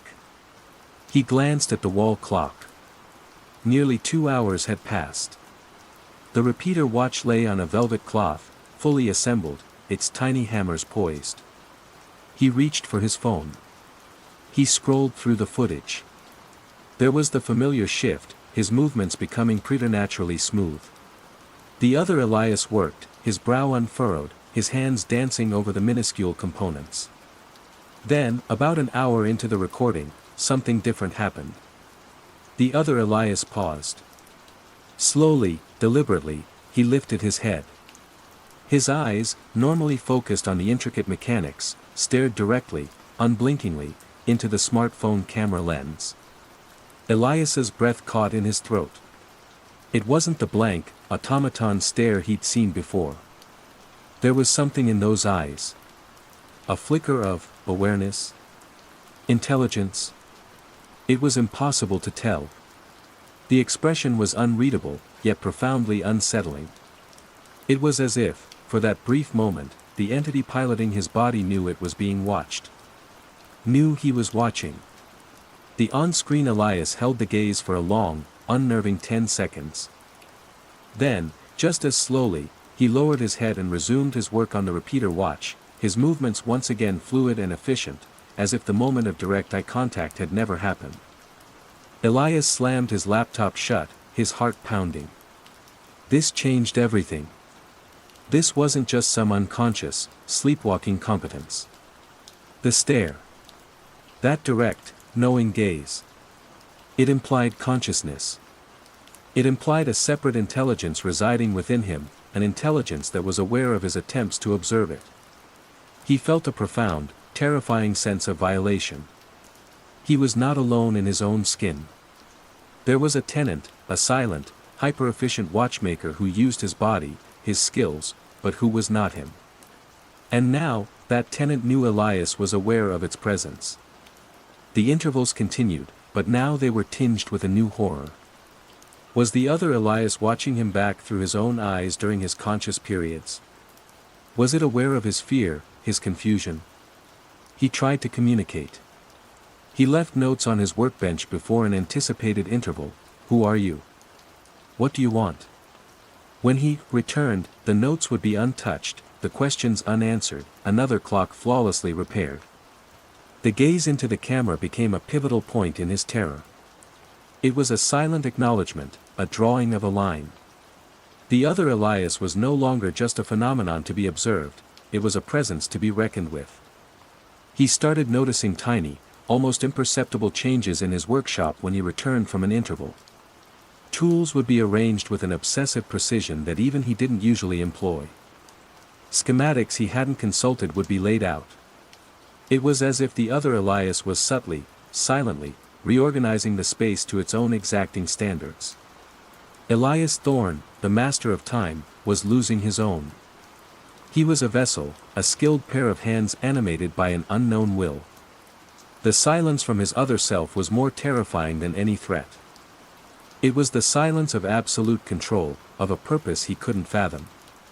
And the memory of those eyes, staring out from his own face, knowing and unreadable, was a constant, chilling reminder that the most intricate mechanism in his shop was now himself, and he no longer understood its workings. The intervals were no longer just gaps, they were visits from an entity that was slowly, silently, making itself at home. Story 14. Chloe Davies, 27, navigated the cutthroat world of urban real estate with a bright smile and an encyclopedic knowledge of square footage and school districts. The Resonance Lofts, a newly converted warehouse, was her latest prize listing, all exposed brick, gleaming steel, and panoramic city views. Except for the 4th floor. The 4th floor was odd. It wasn't overtly creepy. It looked identical to the other 10 floors, polished concrete, track lighting, the same chic, minimalist apartment doors. But every time Chloe showed a unit on the 4th floor, her phone would die. Not just lose signal, it would go completely dead, requiring a hard reset. Different phones, different carriers, even her trusty old burner phone she kept for emergencies. The 4th floor was a technological black hole. Weird dead zone, she'd chirp to clients, forcing a laugh. Must be all this steel and concrete. The 5th floor has perfect reception. She'd checked the building schematics. Nothing unusual about the 4th floor's construction. No heavy machinery rooms, no unusual wiring clusters indicated. Just, apartments. Alongside the dropped calls, there was the pressure. A distinct, unpleasant pressure that built in her temples the moment she stepped out of the elevator onto the 4th floor. It wasn't a headache, not exactly. More like being in a subtly overpressurized cabin, a feeling of her skull being gently squeezed from within. It would intensify the longer she stayed, receding only when she descended to the 3rd or ascended to the 5th. She mentioned it to her boss, Mr. Henderson, a man whose primary concern was commission percentages. Probably just the ventilation system, Chloe. Focus on selling the penthouses, they've got the best margins. Her colleagues joked about it being haunted, the usual office banter. Chloe, pragmatic and ambitious, tried to ignore it. She'd just usher clients through the 4th floor units as quickly as possible, enduring the dropped calls and the head pressure with a strained smile. But the strangeness gnawed at her. One Tuesday, she had back-to-back showings. A couple loved a unit on the 3rd floor. Then, she took a young tech entrepreneur up to view 5B. As they passed the 4th floor in the elevator, she felt the familiar pressure begin to build, even through the closed doors. Later that day, she had an appointment for 4C. As she stepped out of the elevator onto the 4th floor, the pressure hit her like a physical blow, more intense than ever. Her phone, which had been working perfectly on the 5th floor moments before, immediately went black. "Apologies," she said to her client, a stoic architect. "This floor seems to have a vendetta against technology. And my sinuses." The architect, thankfully, was more interested in the unit's south-facing windows than Chloe's discomfort. After he left, Chloe lingered. The pressure was making her temples throb, but a new, more unsettling thought had taken root. She walked the length of the 4th floor corridor. Unit 4A, 4B, 4C, 4D, all the way to 4H. All identical, anonymous doors. All quiet. Too quiet. On other floors, even in vacant units, there were signs of life, of recent presence. The faint scent of new paint, the echo of footsteps from other apartments, the distant hum of the building systems. Here, on the 4th floor, the silence was absolute, profound. It absorbed sound. Her own footsteps seemed muffled on the polished concrete. A sudden, chilling realization began to dawn. She'd shown units on every other floor. She'd met with cleaners, with staging companies, with prospective tenants for almost every apartment in the residence lofts. But the 4th floor, who had she actually seen on the 4th floor? Other than her clients during brief viewings? When had she ever encountered another agent, a resident, a maintenance worker, on this specific level? The listings for the 4th floor units were in the system, just like all the others. Standard photos, generic descriptions. But were they active listings? Had anyone ever actually leased one? Her head was pounding now, the pressure almost unbearable. She leaned against the cool wall opposite 4E, trying to think. She pulled out her company tablet, which, predictably, showed no service. She had to know. Ignoring the throbbing in her skull, she walked back to the elevator, descended to the 3rd floor, where her phone immediately sprang back to life. She dialed the building's concierge, a cheerful young man named Sam. "Sam, hi, it's Chloe Davies. Quick question about the residence. The 4th floor, are all those units still vacant? I'm trying to schedule a deep clean for 4C. Sam paused. "The 4th floor, Ms. Davies? Let me check. That's odd.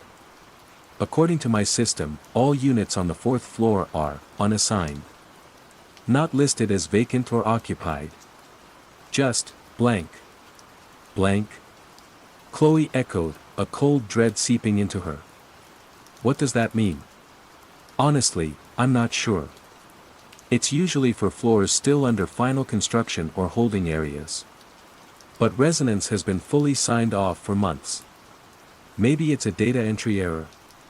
Chloe hung up, her mind racing. Unassigned. Blank. She went back up. Not to the 4th floor, not yet. She went to the 5th. She walked its length, peering at the little name cards beside each door. Miller. Chen. Rodriguez. Occupied. She went to the 3rd. Patel. Davies, no relation. Kim. Occupied, or clearly in the process of being moved into. Then, bracing herself against the inevitable pressure, she took the elevator to the 4th floor. The corridor stretched before her, silent and empty. The pressure clamped down on her head. She walked slowly, her gaze fixed on the doors. No name cards. No welcome mats. No stray Amazon packages. Nothing. Just rows of identical, blank doors. She tried the handle of 4A. Locked. 4B locked. All of them, locked tight. But she had shown these units. She had keys. She'd opened 4C for the architect just hours ago. She'd walked through its empty rooms, pointed out its features. Or had she? The memory felt thin. Disconnected. Like watching a poorly dubbed film. She remembered the architect, his questions. But the unit itself was a blur. Had it been 4C? Or was it 3C she'd shown him earlier, and her memory was conflating them? The pressure in her head was making it hard to think clearly. She stumbled back towards the elevator, a horrifying suspicion blooming in her mind. She fumbled in her bag for the master key set for the resonance lofts. Each key was tagged. She found the one labeled 4C. With trembling hands, she walked back to Unit 4C and inserted the key. It turned smoothly. She pushed the door open. The room beyond was not an apartment. It was nothing. A void. Not blackness, but an absence. A space that seemed to swallow light, to defy dimension. There were no walls, no floor, no ceiling in the conventional sense, just an endless, featureless gray that receded into an unknowable distance. The air that emanated from it was cold, utterly still, and carried a faint, metallic scent, like ozone. The pressure in Chloe's head spiked, bringing tears to her eyes. She slammed the door shut, her breath catching in a sob. She leaned against the corridor wall, panting, her mind reeling. This wasn't real. It couldn't be. She had shown this unit. She had been inside this unit. She had a memory, however hazy, of sunlight streaming through south-facing windows. But behind that door was an impossibility. Driven by a desperate, terrified need to understand, she tried the key for 4D. It opened onto the same dimensionless void. 4E, the same. Every door on the 4th floor, when opened, revealed not an apartment, but this, unspace. This static floor. The listings. The photos online. They were phantoms. Placeholders for something that didn't exist, or existed in a way her mind couldn't comprehend. And her memories of showing these non-existent units? False. Implanted. Or perhaps, her mind had desperately tried to fill the void, to superimpose a semblance of normalcy onto the impossible. The dropped calls. The head pressure. They weren't just quirks. They were warnings. Effects of proximity to, whatever this place was. This tear in the fabric of the building. All units on the 4th floor were empty. They had always been empty. Not just of tenants, but of reality itself.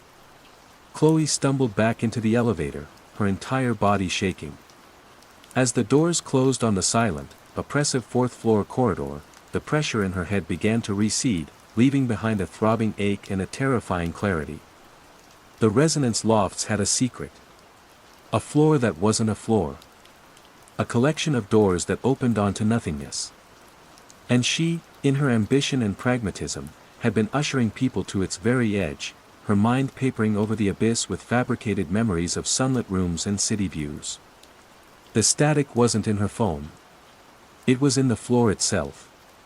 A fundamental wrongness, a silent, empty hum that cancelled out reality. And she had been walking through it, day after day, oblivious to the abyss just beyond the familiar gray doors. The question that now screamed in her mind was, what happened if you stayed too long? What happened if the fabricated memories stopped, and you truly saw what wasn't there? Story 15. Marcus Cole, 44, was a craftsman of the moving image. His dimly lit editing suite, filled with the glow of multiple monitors and the quiet hum of high-powered processing, was his sanctuary. He could cut a documentary to its emotional core, assemble a slick corporate promo, or polish a rambling interview into concise coherence. He was currently working on the latter, a sit-down with a local author, filmed in her sun-drenched study. Simple stuff. 2 cameras, clean audio, a straightforward talking head. He was making his first pass, syncing the A-cam and B-cam footage, when he noticed it. In the background of the A-cam shot, behind the author, was a large window overlooking her garden. And in the faint reflection on the glass, almost lost in the bright daylight, was the suggestion of a darker interior, a room, presumably within the author's house, viewed through the window's reflection of what was behind the camera. And within that dimly reflected room, a shape. A seated figure, barely discernible, facing towards the author, towards the interview setup. As if they were watching. Odd, Marcus muttered, leaning closer to the monitor. Didn't see anyone else on the call sheet. Must be a family member, keeping out of shot. He made a mental note to check if the figure was visible in any other angles, a potential continuity error or distraction. He continued cutting, switching between the wider A-cam and the tighter B-cam shot of the author. After a few minutes of alternating angles, he cut back to the A-cam. He glanced at the window reflection again. The figure was still there. But it was, closer to the window, within the reflection. More defined. Still seated, still watching, but perceptibly nearer to the glass that separated its dark, reflected room from the sunlit study. A small frown creased Marcus's brow. The angle of the reflection hadn't changed. The camera hadn't moved. How could the figure appear closer? He scrubbed back and forth between the previous A-cam shot and the current one. Yes, definitely closer. Like someone slowly inching their chair forward in the gloom. He shook his head. A trick of the light, the shifting daylight outside affecting the subtle reflections. This author's study was full of tricky glass surfaces. He focused back on the author's dialogue, the rhythm of her speech. Cut to B-cam. Cut back to A-cam. The figure in the reflection was closer still.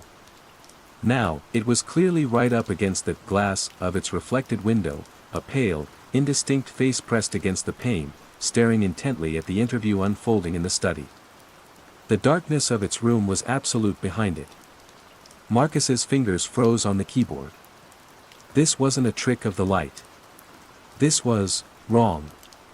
Each time he cut back to the A-cam footage, this silent, reflected observer had advanced.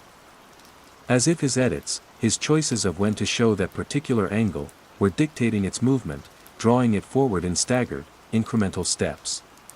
A knot of unease tightened in his chest. He was alone in his suite. The author's interview had been filmed weeks ago, miles away. This was just footage. Pixels on a screen. He forced himself to keep working, his eyes now darting to the window reflection every time the A-cam footage appeared in his timeline. Each appearance confirmed his horrifying observation, the figure was nearer. Its features were becoming slightly more discernible in the gloom, dark sockets for eyes, a pale oval of a face. Always watching the author. Always silent. Then, the author finished a lengthy anecdote.